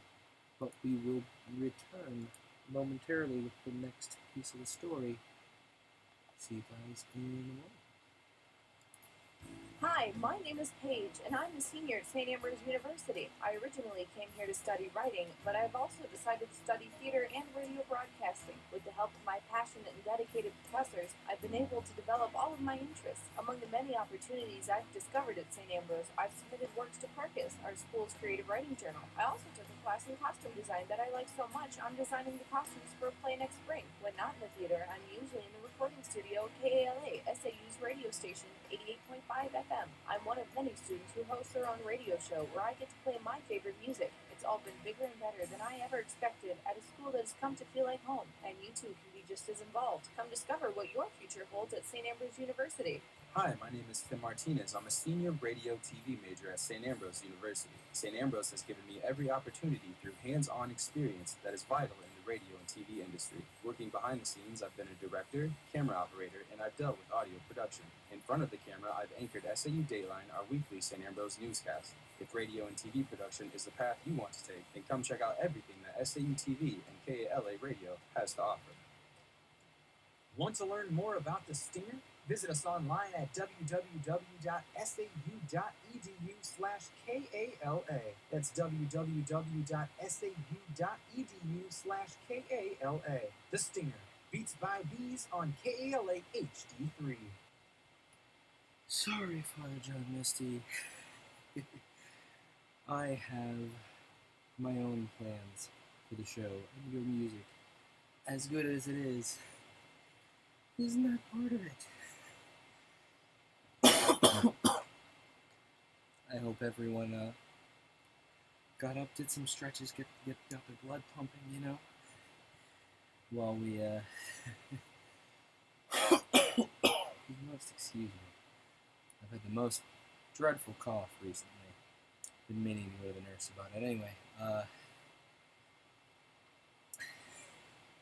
hope everyone got up, did some stretches, got their blood moving. If you've been sitting for 2 whole hours like I have, or almost 2 whole hours.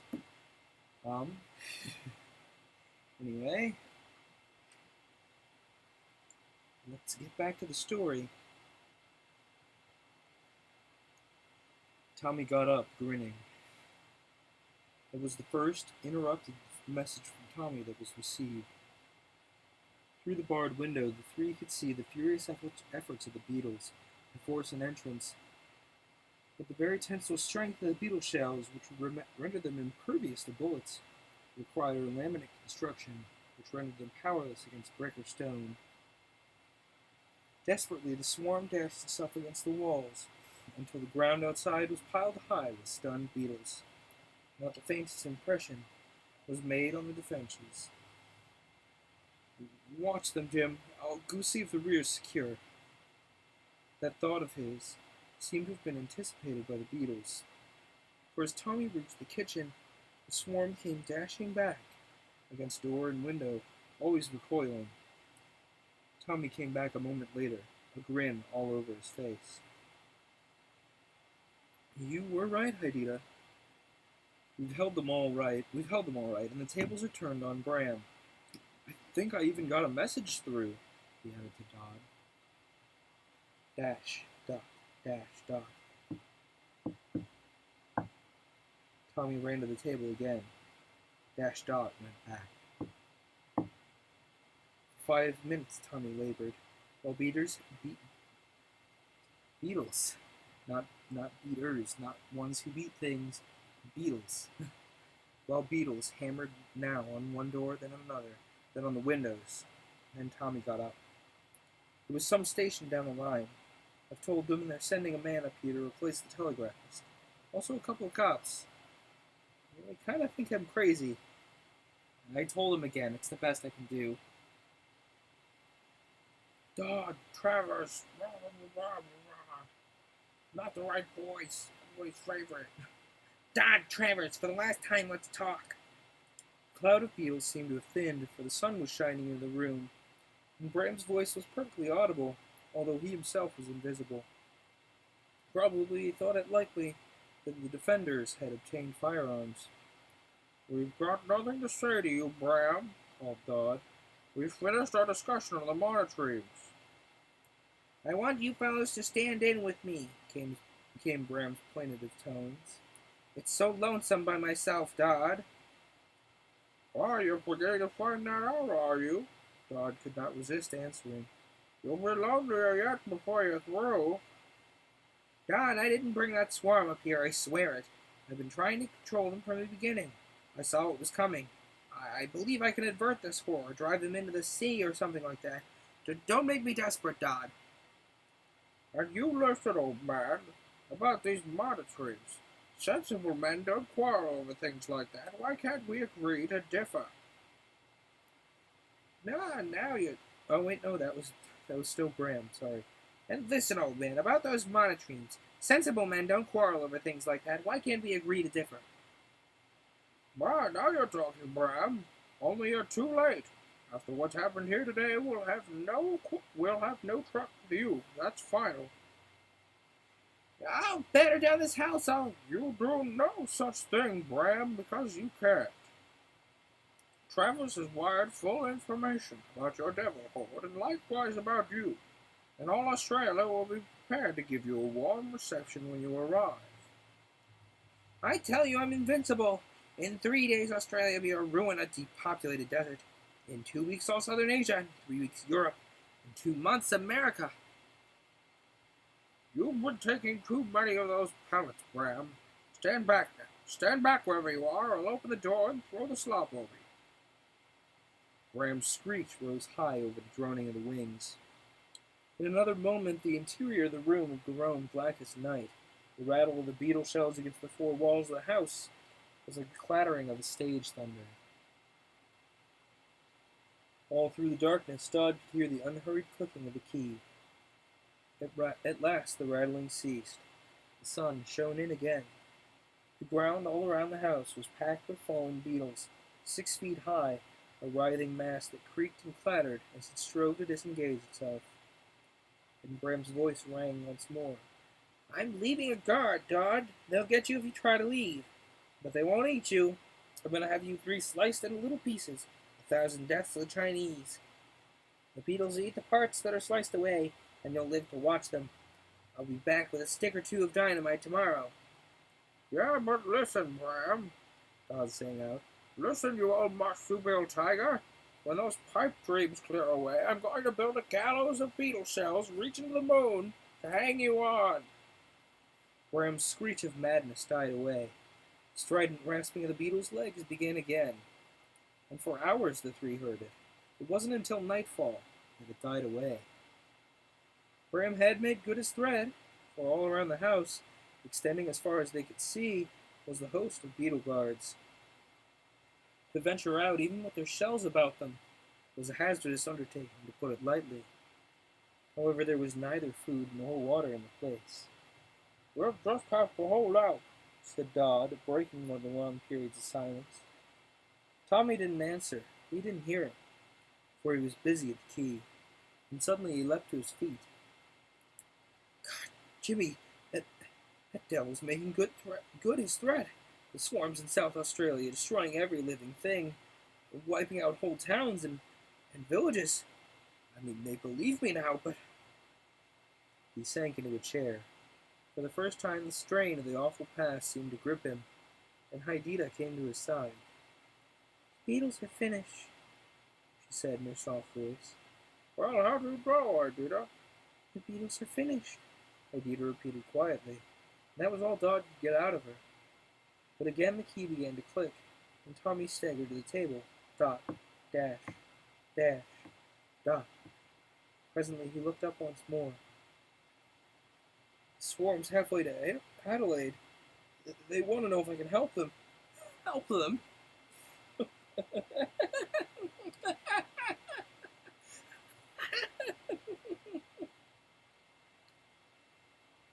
Toward evening he came back after an hour at the key.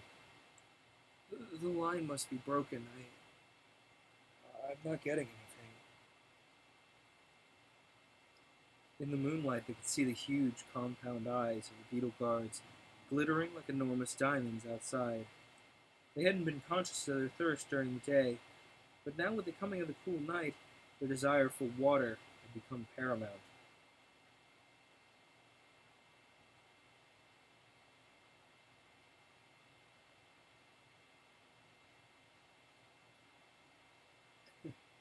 Fitting time to drink water, I guess. Tommy, there must be water in the station. I'm going to get a pitcher from the kitchen and risk it, Tommy. Take care of Haidita.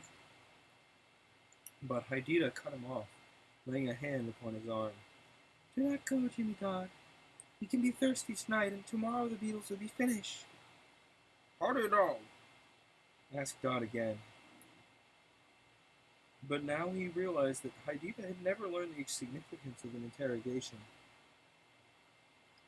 She only repeated her statement, and again the 2 men had to remain content. The long night passed. Outside, the manifests of beetle eyes. Inside, the 2 men, desperate with anxiety, not for themselves, but for the fate of the world, snatching a few moments' sleep from time to time, and then looking up to see those glaring eyes from the silent watchers. Then dawn came stealing over the desert, and the 2 shook themselves free from sleep. And now the eyes were gone, but there was immense activity among the beetles. They were scurrying to and fro, and as they watched, Dodd and Tommy began to see some significance in their movements. Why, they're digging trenches. It's It's horrible, Jimmy. Are they intending to conduct, like, sapping operations against us? Like, engineers, or what? Dodd didn't reply, and Tommy hardly expected any answer. As the two men, now joined by Hadida, watched, they saw that the beetles were actually digging themselves into the sand. Within the space of an hour, by the time the first shafts of sunlight began to stream into the room, there was only to be seen the massive, rounded shells of the monsters as they squatted in the sand. "Now you may fetch water," said Hadida, smiling at her lover. "No, you don't need the shells. The beetles are finished. It is as the wise men of my people told me." Wondering, hesitating, Tommy and Dodd unlocked the front door. They stood upon the threshold, ready to bolt back again, but there was no stirring among the beetle hosts. Growing bolder, they advanced a few steps, then, shamed by Hadida's courage, they followed her, still cautiously, to the station. Dodd shouted as he saw a water tank and a receptacle above it. For that matter. Dodd shouted as he saw a water tank and a receptacle above it, for that matter. They let Hadida drink, and then followed suit. And for a few moments, as they appeased their thirst, the beetles were forgotten. Then they turned back. There had been no movement in the line of shells that glinted in the morning sunlight.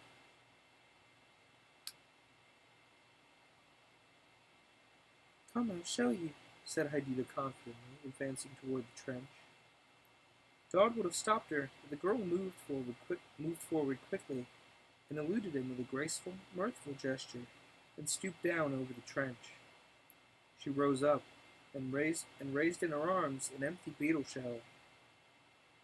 Dodd, who had reached the trench before Tommy, turned around and yelled to him excitedly. Tommy ran forward, and then he understood. The shells were empty. The swarm, whose life cycle Bram admitted he didn't understand, had just molted. It had molted because the bodies, gorged with food, had grown too large for the shells. In time, if left alone, the monsters would grow larger shells and become invincible again. But just now, they were defenseless as newborn babes, and they knew it. Deep underneath the empty shells, they had burrowed into the ground. Everywhere, at the bottom of the deep trenches, were the naked, bestial creatures, waving helpless tentacles and swarming over one another as they strove to find shelter and security. A sudden madness came over Tommy and Dodd. "Dynamite! There must be dynamite!" Dodd shouted as he ran back to the station. "Something better than dynamite," shouted Tommy, holding up one of a score of drums with petrol. "Ooh, that'll do it." Chapter 11. The World Set Free. They waited 2 days at Settler Station. To push along the line into the desert would have been useless, and both men were convinced that an airplane would arrive for them. But it was not until the second afternoon that the aviator arrived, half dead with thirst and fatigue, and honestly almost incoherent. His was the last plane on the Australian continent. He brought the news of the destruction of Adelaide, and of the siege of Melbourne and Sydney, as he termed it. He told Dodd and Tommy that 2 cities had been surrounded with trenches and barbed wire. Machine guns and artillery were bombarding the trenches in which the beetles had taken shelter. "Has anyone been out on reconnaissance?" asked Tommy. Nobody had been permitted to pass through the barbed wire, though there had been volunteers. It meant certain death, but unless the beetles were sapping deep in the ground, what their purpose was, nobody knew. Tommy and Dodd led him to the piles of smoking, stinking debris, and told him. And that was when the aviator fainted from sheer relief. "The Commonwealth wants you to take supreme command against the beetles," he told Tommy when he recovered. "I'm to bring you back. Not that they expect me back, but good heavens, what a piece of news. Forgive me." Forgive my phrasing. I used to be a parson. Still am, for that matter. Parson. What's that mean? Parson. A beneficed member of the clergy. A rector or a vicar. So it's just it's a clergy member. So that's why he was like, but God, and then he forgives himself. He says, forgive me for swearing. I used to be a clergyman. Basically, okay. Now, how are you going to bring 3 of us back in your plane? Asked Tommy. I shall stay here with Jimmy Dodd, said Hydida suavely. There is not least danger any more. We must destroy the beetles before their shells have grown again, that's all. Used to be a parson, you say? Or you still are? Thank heavens. I'm glad to hear it. Come inside and come quick. I want you to come in here too, Tommy. Then Tommy understood. And it seemed as if Hydida understood, by some instinct that belongs exclusively to women. Hello, 1930s. Her cheeks were flushed, but she turned and smiled into Dodd's eyes. Also, I'm naming this episode Hello, 1930s. The YouTube archive version of this episode is named Hello, 1930s. 10 minutes later, Tommy hopped into the biplane, leaving the happily married couple at Settlers Station. His eyes grew misty as the plane took the air, and he saw them waving to him from the ground. Dodd and Hydida and he had been through many adventures, and they'd reached safety. He mustn't fail in his goal. And for that matter, he didn't fail. He found himself at Sydney in the command of 30,000 men, all enthusiastic for the fight of the human race. Soldiers and volunteers ready to fight until they dropped. When the news of the situation was made public, an immense wave of hope ran through the world. National differences were forgotten. Color and creed and race grew tolerant of one another. A new day had dawned, the day of humanity's true liberation. Tommy's first act was to call out the fire companies and have the Beatles' trenches saturated with petrol from the fire hoses. Then, incendiary bullets, shot from guns from a safe distance, quickly converted them into blazing infernos. But even so, only a tenth of the Beetle army had been destroyed. 200 planes had already been rushed from New Zealand, and the aviators went up and scoured the country far and wide. Everywhere they found trenches, and where the soil was stony, millions of the beetles clustered helplessly beneath great mounds of discarded shells. An army of black trackers had been... Hello, 1930s. Ugh. An army of natives had been brought in planes from all parts of the country, and they searched out the beetle masses everywhere along the course that the invaders had taken. Then the incendiary bombs were dropped from above. Day after day, the beetle massacre went on. By the end of the week, the survivors of the invasion began to take heart again. It was certain that the greater portion of the horde had been destroyed. There was only one thing lacking. No trace of Bram had been seen since his appearance at the head of the Beetle army, in front of Broken Hill. And louder and more insistent grew the world's clamor that he should be found and put to death in some way more horrible than any yet devised. The ingenuity of a million minds worked upon this problem. Newspapers from all over the world offered prizes for the most suitable form of death. Ingenious Eastern tortures were rediscovered. Wow. Jeez. They're like, ooh man, this guy caused an Armageddon. We're gonna really kill him. They're upset. Understandably so. The only thing lacking was Bram. A spy craze ran through Australia. 500 Brams were found, and all of them were in imminent danger of death before they were able to prove that they were not in fact Bram. And oddly enough, it was Tommy and Dodd who found Bram, for Todd had been brought back east, together with his bride, and given an important command in the army of extermination. Dodd had joined Tommy not far from Broken Hill, where a swarm of 100,000 beetles had been found in a little-known valley. The monsters had begun to grow new shells, and news had excited a fresh wave of apprehension. The airplanes had concentrated for an attack upon them, and Tommy and Dodd were riding together, Tommy at the controls, Dodd observing. Dodd called through the tube to Tommy and indicated a mass that was moving through the scrub, some 50,000 beetles, executing short hops and evidently regaining some vitality. Tommy nodded. He signaled, and the fleet of planes circled around and began to drop their incendiary bombs. Within a few minutes, the beetles were ringed with a wall of fire. Presently, the whole terrain was a blazing furnace. Hours later, when the fires had died away, Tommy and Dodd went down to look at the destruction that had been wrought.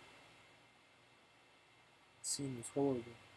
Great masses of charred flesh and shell were piled up everywhere. I guess that's been a pretty thorough job, said Tommy. Let's get back, Jim. What's that? My God, Tommy, it's one of them! Todd cried, pointing at the thing that was approaching him. It was a man, but it was not one of their men. It was a creeping, maimed, half-cinder, half-human thing that was trying to crawl into the hollow of the rock. It was Bram, and the recognition was mutual. Bram dropped to his knees, groaning. He was only the shell of a man, and it was incredible how he managed to survive that ordeal of fire. The remainder of his life, which only his indomitable will had held in the shattered body, was evidently a matter of minutes. But he looked up at Dodd, and he laughed. So you're here, and you think you've won. I have another card, another invasion of the world, beside which this is child's play. It's an invasion. Bram was going, but he pulled himself together with a supreme effort. Invasion, right? New species of monotremes, he croaked. Deep down in Earth, I was going to prove you the liar you are. Monotremes, egg-laying platypus, big as an elephant. Existed long before the place to an epoch. It'll make you recant, dying fool.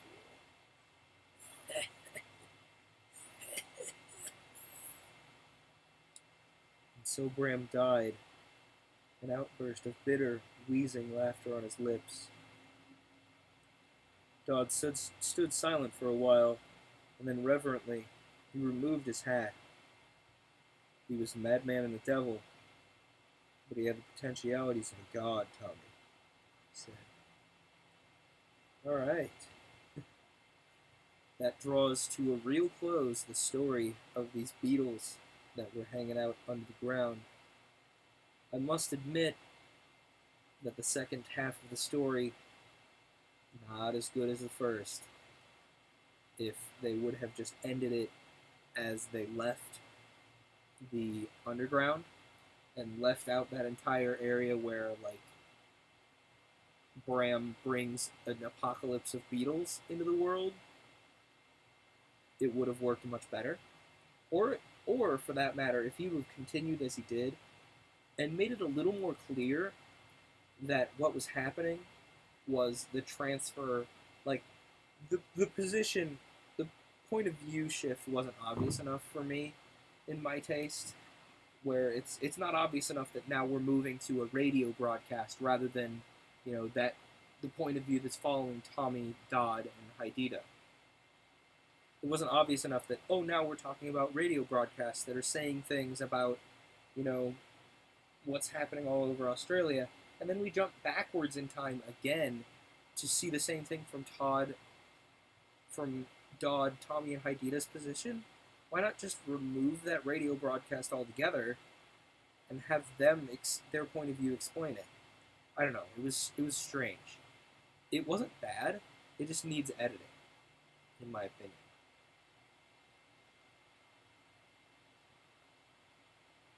And it could have been just a one-off story, You could have just left the beetle horde that was going to come into the world to the reader's imagination. You could have just left that entire second part to the reader's imagination, pretty much. Everything, everything after the point where they climb out of where they see a star and climb out of the crater, you could have just ended it there. And you could have just had it being one short story and it would have been fine. But that's just my opinion. Do email me at glaciernestor@gmail.com if you think I'm wrong. Because I want to get some use out of that email that I have for my YouTube channel anyway. So, we've got about a good 40 minutes here. Let's start in onto this next story, and we'll either leave it on a nice cliffhanger or finish up this story and have a nice close. We'll see. Let's hope for a nice close. I've been leaving it on cliffhanger a little too often. And so we move into the next story, entitled Mad Music by Anthony Poucher. To the accompaniment of a crashing roar, not unlike rumbling thunder, the proud Colossus building, which a few minutes before had reared its 60 stories of artistic architecture towards the blue dome of the sky, crashed in a rugged, dusty heap of stone, brick, cement, and mortar. The steel framework, like the skeleton of some prehistoric monster, still reared to dizzying heights, but in a bent and twisted shape of grotesque outline. No one knew how many lives were snuffed out in the avalanche. As the collapse occurred in the early dawn, it was not believed the deaths would be large. It was admitted, however, that the autos, cabs, and surface cars may have been caught under the falling rock. One train was known to have been wrecked in the subway due to a cave-in from the surface under the ragged mountain of debris. This litter fairly filled a part of Times Square, the most congested crossroads in the city. Straggling brick and rock had rolled across the street to the west and crashed into doors and windows of innocent small tradesmen's shops. A few minutes after the crash, a mad crowd of people had piled from subway exits as far away as Penn Station and Columbus Circle, and from cross streets. These milled about, gesticulating and shouting hysterically. All neighboring police stations were hard put to handle the growing mob.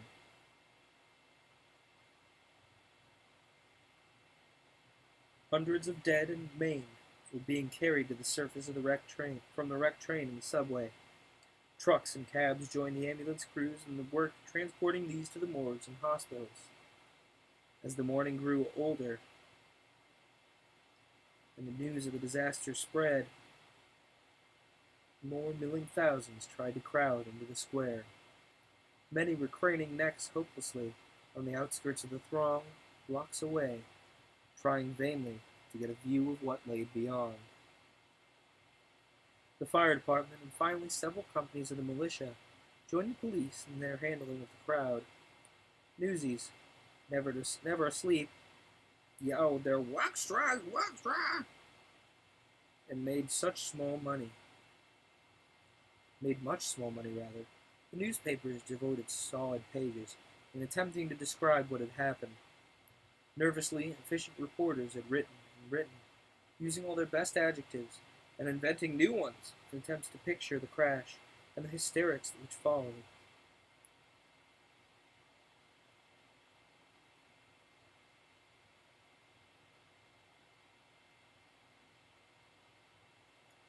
When the excitement was at its height, a middle-aged man, bleeding at the head, clothes torn and dusty, staggered into the West 47th Street police station. He found a lone sergeant at the desk. The police sergeant jumped to his feet as the bedraggled man entered and stumbled to a bench. I'm Brett Brennan, street full of watchmen of the Colossus. I ran for it. I got caught in the edge of the wreck and a brick clipped me. I must have been out for some time. When I came round, I looked back just once at the wreck, and then I beat it over here. Phone my boss.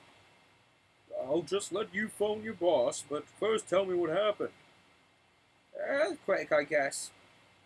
I saw the floor heaving in waves. Glass was crashing and falling into the street. All the windows in the arcade buckled either in or out. I ran into the street and looked up. Good heavens, what a sight! The building from sidewalk to towers was rocking and waving and twisting and buckling. I was bound to crumple. I saw it, so I lit out and ran. I heard a roar like all hell.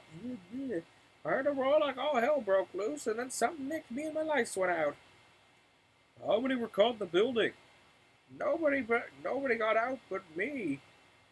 I guess there weren't many tenants though. The building's all rented, but not everybody had moved in yet, and those that they had didn't spend the nights there. There was a watchman for every 5 stories, an engineer and his crew, 3 elevator operators, and there were no names of tenants in or out of my book after 4 a.m. The crash must have come about 6, that's all. Throughout the country, the news of the crash was received with great interest and wonderment. But in one small circle, it received absolute consternation. That was the officers of the Muller Construction Company, the builders of the Colossus. Jason V. Lennon, chief engineer of the company, was in conference with its president, James J. Muller. Muller sat with his head in his hands, and his face wore an expression of a man in absolute anguish. Lennon was pacing the floor, a wild expression in his eyes, and at times he muttered and mumbled under his breath. And the other officers, the entire force, from manager to office boys, was hushed and awed, for they'd seen the expressions on the faces of the heads of concern when they stalked into that inner office that morning. Muller finally looked up, rather hopelessly, at Lennon. Unless we can prove that the crash was due to some circumstance over which we had no control, we're ruined, he said, and there were actually tears in his eyes. Well, there's no doubt about that, agreed Lennon. But I can swear that the Colossus went up according to specifications, and every ounce and splinter of material was the best. The workmanship was faultless. We built scores of the biggest blocks in the world, and of all of them, the Colossus was the most perfect. I prided myself on it. Muller, it was perfection. I cannot account for it. I cannot. It should have stood up for thousands of years. The foundation was solid rock. There's no way it was an earthquake. No other building in the section was even jarred. No other earthquake was ever localized to 1/2 block of the Earth's crust, and we could positively eliminate an earthquake or explosion as the possible cause. I'm sure we're not to blame, but we'll have to find the exact cause. And if there was some flaw, questioned Muller, although he knew the answer. If there was some flaw, then we're sunk. The newspapers are already clamoring for probes of us, the building, the owners, and everybody and everything. We gotta have something plausible when we go to bed on this. Every dollar we have in the world to be paid out. That's not all, said Muller. Not only will we be penniless, but we may have to go to jail, and we'll never be able to show our faces in reputable business circles again. Who was the last to go over that building? I sent Teddy Jenks. He's a cub, and he's swell-headed and too big for his pants, but I'd bank my life on his judgment. He's the judgment of a much older man, and I'd also bank my life and reputation on his engineering skill and knowledge. He pronounced the building positively okay, 100%. Where's Jenks? He'll be here as soon as his car can drive down from Terrytown. About now, actually. As they talked, Jenks, the youngest member of the engineering force, entered. He entered like a whirlwind. He threw his hat on the floor and drew out a drawer of a cabinet. He pulled out the plans of the Colossus, big blueprints, some of them yards in extent, and threw them on the floor. Then he dropped to his knees and began poring over them. This is a hell of a time for you to begin getting around, exploded Muller. What were you doing, cabareting all night? Sure, it's terrible. Awful. Answer me! Oh, yes, said Jenks, looking up. He saw the look of anguish on his boss's face and forgot his own excitement and sympathy. Fair enough. He jumped to his feet, placed his arm about the shoulders of the older man, and led him to a chair. Renan only scowled at the young man. I was delayed because I stopped by to see the wreck. Good heavens, Mr. Muller, it sure is awful. Jenks drew his hand across his eye as if to erase the scene of the wrecked building. Then, patting the older man affectionately on the back, he said, "Buck up, I'm on the job, as usual. I'll find out about it. It couldn't have been our fault. Why, man, that building was strong as Gibraltar itself."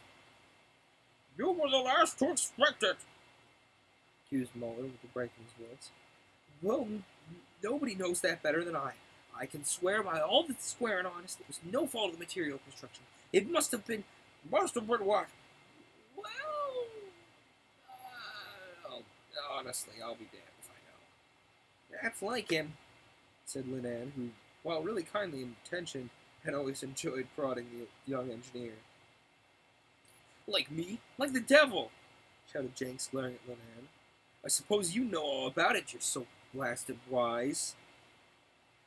No, I don't know, but I do know that you don't like me to tell you anything. Nevertheless, I'm going to tell you that you'd better get busy and find out what caused it, or... That's just what I'm doing, said Jenks, and he dived for his plans on the floor.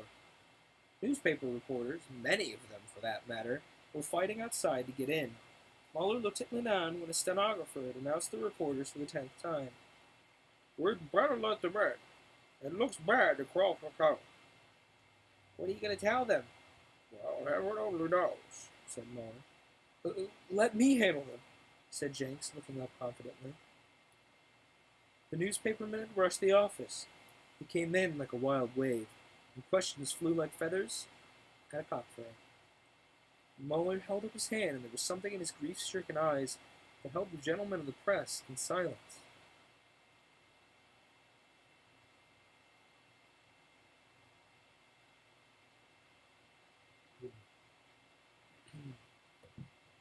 They had time to look around. They saw the handsome, dark-haired, brown-eyed Jenks poring over the plans. Dust from the carpet smudged his knees, and he'd rubbed some of it over his sweating forehead, but he still looked a picture of his self-confident efficiency. Gentlemen, I can answer all of your questions at once. Our firm is one of the oldest and staunchest in the trade. Our buildings, they stand as monuments to our integrity. All but one! You're right. All but one. But that one, believe me, has been visited by what could easily be termed as an act of God. Some form of earthquake or some unlooked for, uncontrolled, almost unbelievable catastrophe has occurred. The Muller Company stands back of its work to its last dollar. Gentlemen, you know as much as we do. My reputation as an engineer is quite sturdy, I assure you. And I was the last to inspect the building. I passed upon it when it was finished. I'm at my service. And then he arose and brushed some dust from his knees. You look like you've been praying, bandied the Irishman. Well, maybe I have. Now let me talk. Don't broadside me with questions. I know what you want to know. Let me talk. The newspapermen were silent. There's been talk of probing this disaster, naturally. You all know, gentlemen, that we will aid any inquiry to our utmost. You want to know what we have to say about it? You want to know who is responsible. In a reasonable time, I'll have a statement to make. It'll be startling in the extreme.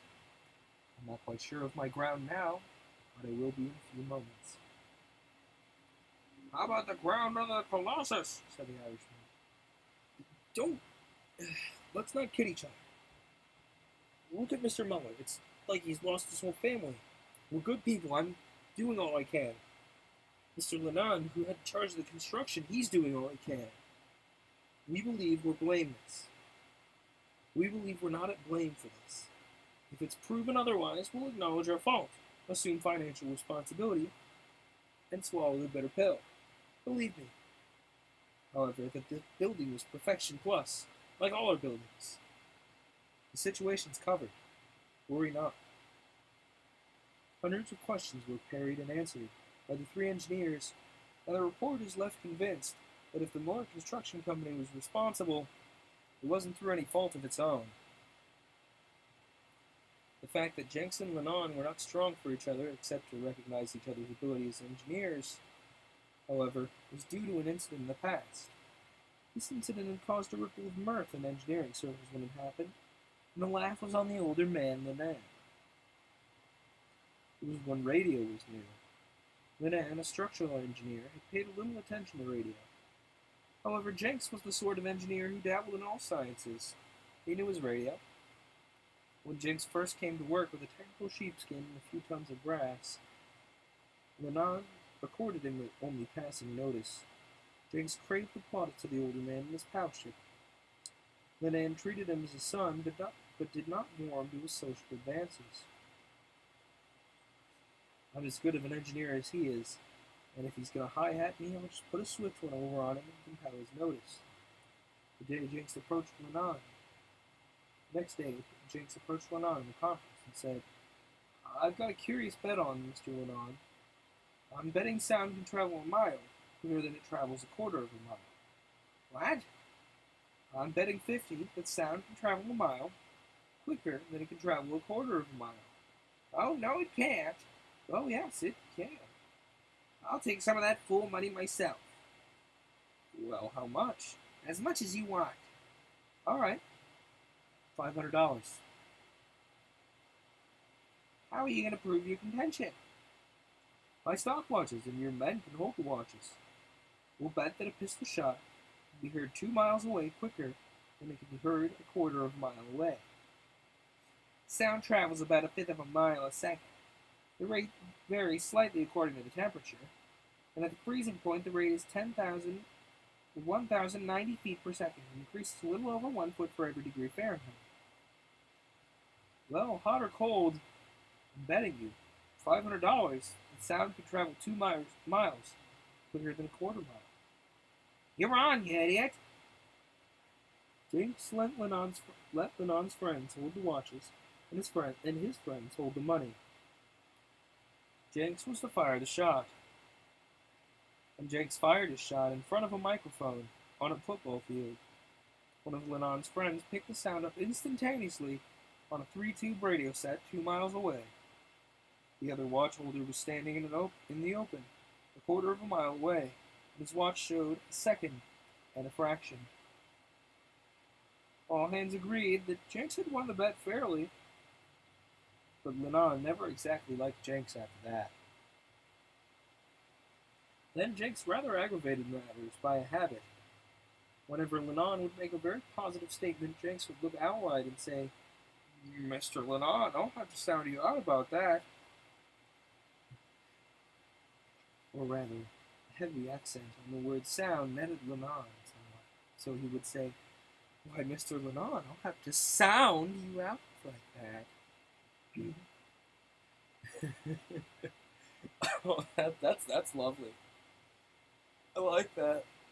Good character development. 10 out of 10, writer. Lennon never really completely forgave Jenks for putting over this fast one. Socially, they were always more or less at loggerheads, but neither let this feeling interfere with their work. Does loggerheads mean what I think it means? Hello. No, don't do that. Stop. Loggerheads. Loggerheads. A reddish-brown turtle. Show me the full definition, please.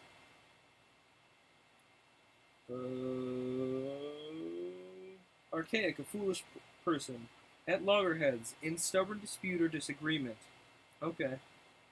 So it does mean what I think it is. I think it does. Okay. Duly noted. That's a neat phrase, though. At loggerheads. Remember that one, folks. They worked together faithfully enough and recognized the ability of the other. And so it was that Lennon and Jenks, their heads together, worked all night in an attempt to find some cause that would tie responsibility for the disaster on Mother Nature. But they failed to find it, and so, sleepy-eyed, they were forced to admit failure, at least so far. The newspapers, to whom Mueller had said that he would not shirk any responsibility, began a hue and cry for the arrest of all parties in any way concerned with the direction of the building of the Colossus. When the death list of the crash and subway wreck reached 97, the press waxed nasty and demanded the arrest of Mueller, Lennon, and Jenks in no uncertain tones. Half dead from their lack of sleep, the three men were taken by the police to the district attorney's office, and after a strenuous grilling, were formally placed under arrest on charges of criminal negligence. They put up a $50,000 bond in each case and were permitted to go and seek further to find the cause of what the newspapers now began calling the colossal failure. Several days were spent by Lennon and Jenks in examining the wreckage which was being removed from Times Square, truckload after truckload, to a point outside the city. Here it was again sorted and examined and piled for future disposal. So far as could be found, every brick, stone, and ounce of material used in the building was perfect. Attorneys, however, assured Lennon, Jenks, and Mueller that they would have to find the real cause of the disaster if they were to escape possible long prison sentences. Night after night, Jenks courted sleep, but it wouldn't come. He began to grow wan and haggard. Jenks took to walking the streets at night, mile after mile, thinking, always thinking, and searching his mind for the solution of the mystery. It was evening. He'd walked past the scene of the Colossus several times. He found himself on a side street and looked up and saw in electric lights, "Town Hall." Munsterbergen, the mad musician. Concert here tonight. And he took $5 from his pocket and bought a ticket. He entered the crowd and was ushered to a seat. He looked neither to the right or the left. His eyes were sunken and his face was lined with worry. However, something within Jenks caused him to turn slightly. He became curiously aware of a beautiful girl who sat beside him. She had a mass of golden hair, which seemed to defy control. It was wild, positively tempestuous. Nice word. Her eyes were deep blue, and her skin as white as fleecy clouds in spring. He was dimly conscious that those glorious eyes were troubled. She glanced at him and was aware that he was suffering. A surge of sympathy welled in her heart, and yet she couldn't explain the feeling. A great red plush curtain parted in the center and drew in graceful folds to the edges of the proscenium.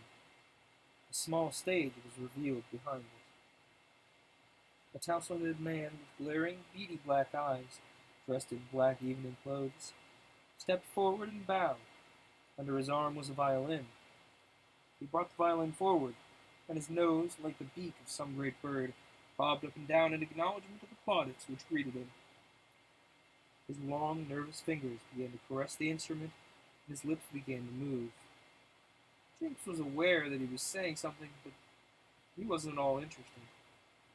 Luckily, we could know what he was saying, and it was this.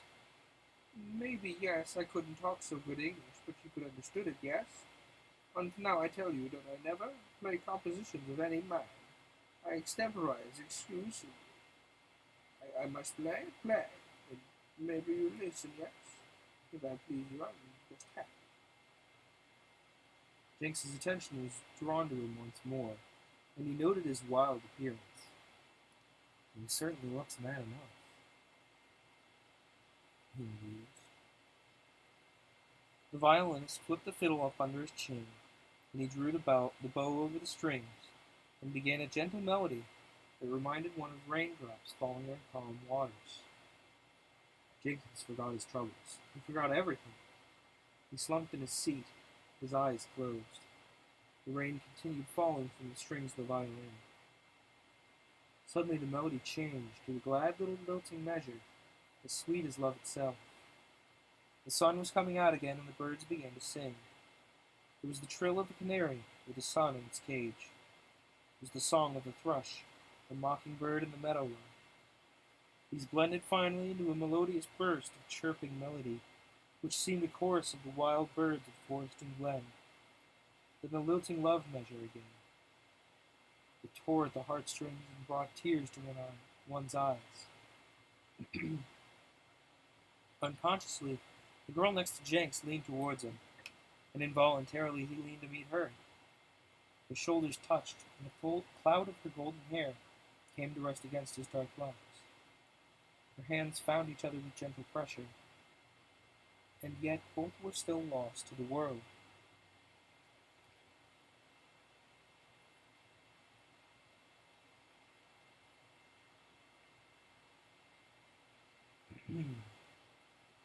Abruptly, the music changed. There was a succession of broken treble notes. It sounded like the crackling of flames. Groans deep and melancholy followed. These grew more strident and prolonged, giving place to abject howls, suggesting the lamentations of the damned. The hands of the boy and girl gripped tensely, and they couldn't help shuddering. The violin began to produce notes of a leering, jeering character, growing more horrible with each measure, until they burst in a loud guffaw of maniacal laughter. The whole performance was as if someone had taken a heaven and plunged it into a hell. The musician bowed jerkily, and then he was gone. There was no applause, only wild exclamations. Half the house was on its feet, and the other half sat as if they were glued to their chairs. The boy and the girl were standing, their hands still gripping tensely. Come on, let's get out of here. The girl took her wrap, and Jenks helped her into it, and hand in hand they fled the place. In the lobby their eyes met, and for the first time they remembered that they were strangers. And yet deep in their hearts, they held a feeling as though their fates had been sealed. My goodness! Well, I mean, Can't be helped now. what can't be helped? Asked the girl, although she knew it in her heart. Nothing can be helped. Then he added, we should know each other by this time. I mean, we kind of have been holding hands for an hour, so, there's that. The girl's eyes flared. You've no right to presume on that situation. Jenks could have kicked himself. Forgive me, it was only that I just wanted so to know you. Would I may be overstepping my bounds here, but won't you let me see you home? You may, the girl said simply, and she led the way to her own car, where they drove north. Their bodies seemed like magnets. They were again shoulder to shoulder, holding hands. Will you tell me your name? Surely. I am Elaine Lenan. I'm Elaine Lenan. What? I work with a Lenan, an engineer with the Muller Construction Company. He's my father. Well, that is to say, we're great friends. I'm Jenks, and an assistant of his. At least we work together. Yes, I've heard of you. It's kind of strange the way we met, though. My father admires your work, but I'm afraid you're not exactly great friends. She'd forgotten her troubles and began to chuckle. She heard the way Jenks had sounded her father out. Jenks was speechless, and the girl continued. I don't know whether to like you or hate you. My father's an old dear. You're cruel to him. Jenks was abject. I didn't mean to be. He rather belittled me without realizing it. I had to make my stand. The difference in our years made him take me too lightly. I had to compel his notice to advance. You know how it is. Oh, I'm sorry. I'm so sorry. You might not have been altogether at fault. Father forgets at times that I've grown up. I resent being treated like a child, but he's the soul of goodness and fatherly care. I get that impression. Every engineer knows his mathematics. It was this fact, coupled with what the world calls a lucky break, that solved the Colossus mystery. Nobody can get around the fact that 2 and 2 make 4. Jinx had happened on accomplishment to advance in the engineering profession, and it was well for him that he had reached a crisis. He'd never believed in luck or in hunches for that matter, so it was good for him to be brought face to face with the fact that sometimes the footsteps of a man are guided. It made him begin to look into the engineering of the universe, to think more deeply, and to acknowledge a higher power.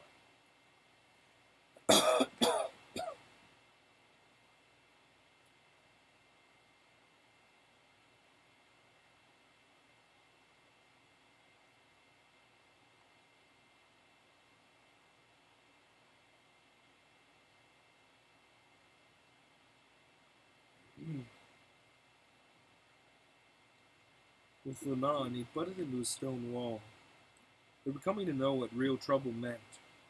The fact that they were innocent. Well, I keep saying it like that. The fact that they were innocent didn't make the steel bars of a cage any more attractive. The troubles began to wrap about them with the clammy intimacy of a shroud, and then came the lucky break. Next to his troubles, Jinx's favorite topic was the mad musician he'd seen.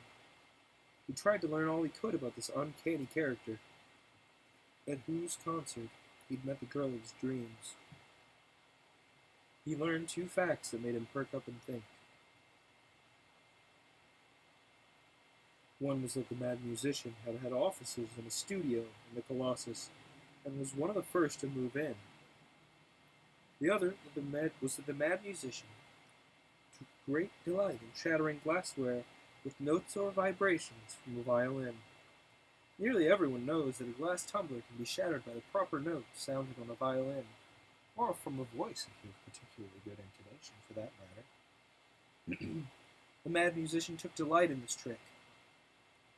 Jenkins courted his acquaintance and saw him shatter a row of glasses of different sizes by sounding different notes on his fiddle.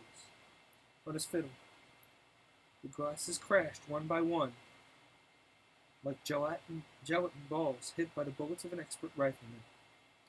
Then Jenks, the engineer who knew his mathematics, put 2 and 2 together, and it made 4, of course. Listen, Lenon. This fiddler, he's crazier than a flock of cuckoos. If he can crack crockery with violin sound vibrations, it must be possible, like carrying the vibrations to a much higher power, that he could crack a pile of steel, stone, brick, and cement like the Colossus, right? Well, possible, but hardly probable. Still, when you think about it and put 2 and 2 together, let's go after him and see what he was doing now. Both jumped for their coats and hats, and as they fared forth, Jenks cinched his argument. If a madman takes delight in breaking glassware with a vibration, how much more of a thrill would he get by crashing a mountain? Well, folks, never mind, we've got 10 minutes more here. But I'm going to say, before we continue, I saw this coming. This story is very well written. It's a joy to read. I saw that coming. As soon as they were like, oh no, the building is perfectly built, it's been constructed to never fall or whatever. And then they actually looked into it and didn't do anything underhanded to try and save money. I'm like, oh yeah, this is a resonance thing. This has got to be a resonance thing, because this is the 1930s. I'm pretty sure. Don't quote me on this, but Tesla at one point, it's rumored, built a thing. Tesla had a big obsession with frequencies and resonance, right? And it's rumored at one point that Nikola Tesla built an earthquake machine based on the resonant frequency of the planet we're standing on. And he set it off in the basement of his laboratory and actually had to smash the thing with a hammer because he couldn't get it to stop, and it was making the entire block have an earthquake. So that's what came to mind when I first read, oh, this building collapsed for no apparent reason. I'm like, this is a resonance thing. This has got to be a resonance thing. And then he went to the musician, and I'm like, is this musician going to sing, and he's going to amplify his voice or something? And then he didn't sing, so I was like, And then it brought up the violin shattering glasses, and I'm like, yep, this is a resonance thing. So, cool premise. It's kind of a story I've been meaning to write myself, actually. Or something along that line. Maybe not with the exact same details, but still a neat story. Actually, this would be really interesting if we have time in my film and radio production class that I'm in right now. I'd love to take some time to shoot this short story. The only thing that would be difficult is the practical effects on making a building look like it collapses.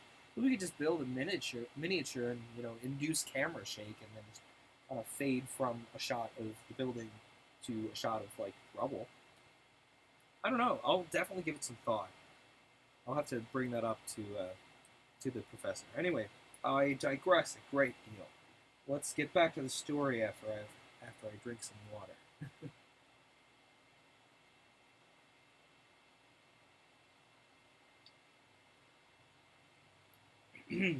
Jakes had been calling on the mad musician at his country place. He had a studio in the Colossus, he reminded me now. He must have reopened somewhere else in town. I just don't know where. Musicians are great union men. Phone the union, said the man. Teddy Jenks did, but the union gave him the last known address as the Colossus. Well, he should remain in the same district around Times Square. Let's page out the big buildings and see if he's not preparing to crash another one, reasoned Jenks. Fair enough, said Manon, who was too busy with the problem at hand to choose better words. Together, the engineers started a canvass of the big buildings in the theatrical district. After 4 or 5 had been searched without result, they entered the 30-story Acme Theater building. Here they learned that the mad musician had leased a 4-room suite just a few days before. The suite was on the 15th floor, just halfway up in the big structure. They went to the manager of the building and frankly stated their suspicions. We want to enter the suite when the tenant's not there, and we want him forestalled from entering while we're examining the premises. Well, hadn't we rather notify the police? Asked the building manager, who broken out in a sweat when he heard the dire disaster which might be in store for the stately Acme building. Acme? Not yet. You see, we're not sure. We've just been putting 2 and 2 together. Well, we'll get the building detective anyway, insisted the manager. Let him come along, but don't let him know until we're sure. If we're right, we'll find a most unusual infernal machine. Yeah, this is, I could totally spoil what I think is going to happen, which is probably what's going to happen, and I think there's quite a few of you who have a similar idea. But we'll continue. The 3 men entered the suite with a pass key. The detective was left outside in the hall to hold anyone who might disturb the searchers. It was as Jenkins had thought. In an inner room, they found a diabolical machine. A single string stretched across 2 bridges, one of brass and one of wood. A big horsehair bow, attached to a shaft operated by a motor, was automatically sawing across the string. The note resulting was evidently higher, or lower perhaps, than the range of the human ear because no audible sound resulted. Oh, why are you choosing? It was later estimated that the destructive note was several octaves higher than the highest note on the piano. So, it would make more sense for him to use a low frequency than a high frequency. You would want a thicker, longer string to do that. Because, like, high frequencies, the bricks aren't likely to have a high frequency resonance, are they? They would more swiftly react to low resonances. So you would want a low, you would really want a low, a long, thick, low string to play a note below the human hearing to get you infrasound. Because, like, buildings already produce infrasound. I'm digressing. Buildings already produce infrasound when they settle. That's why really old buildings, the theory goes, that's why really old buildings are haunted. Because infrasound goofs with the way your eyes work sometimes because it's literally vibrating your eyes. and then you see things. And that's why some buildings look haunted. So it would make more sense for them to use a long string rather than a really small one that plays a really high note. But I guess the thought of the author is, oh, high notes shatter glass, so we would need even higher notes to shatter brick and mortar and stuff.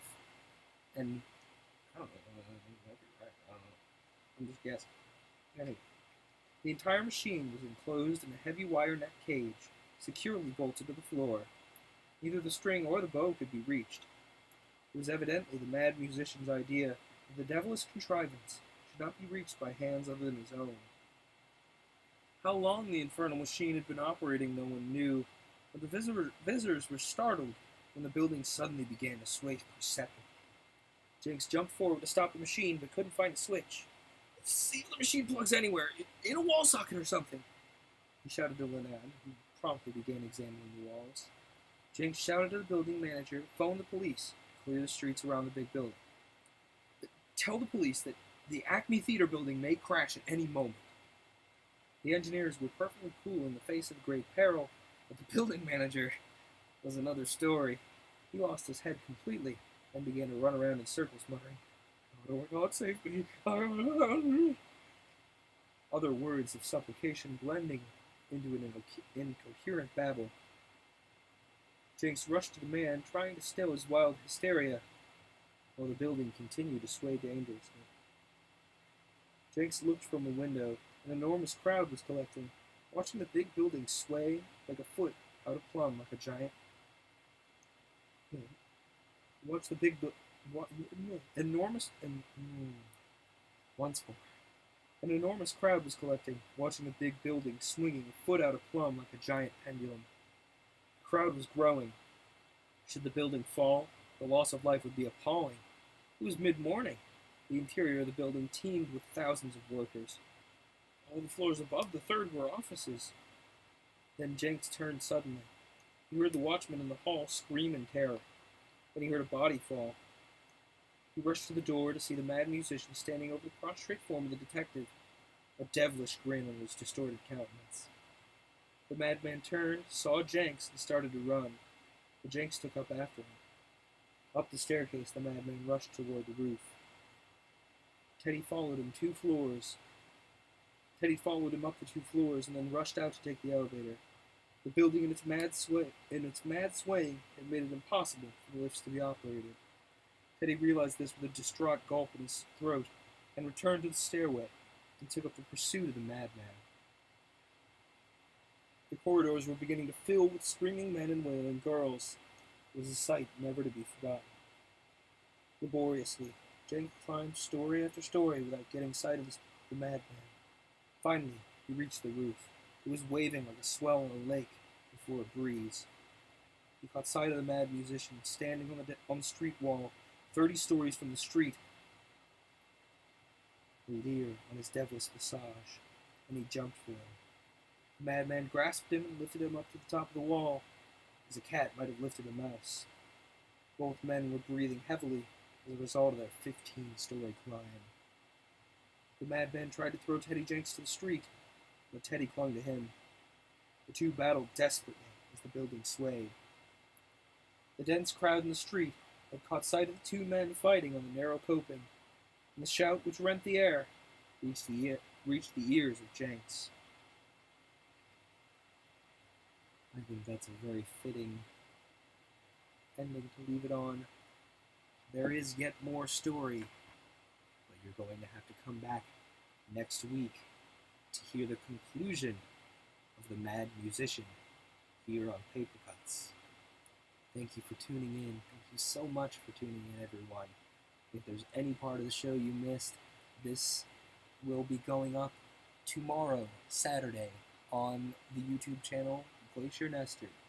Just go, it should be the most recent video posted, but regardless of all that, just look for Paper Cuts, and it should be there.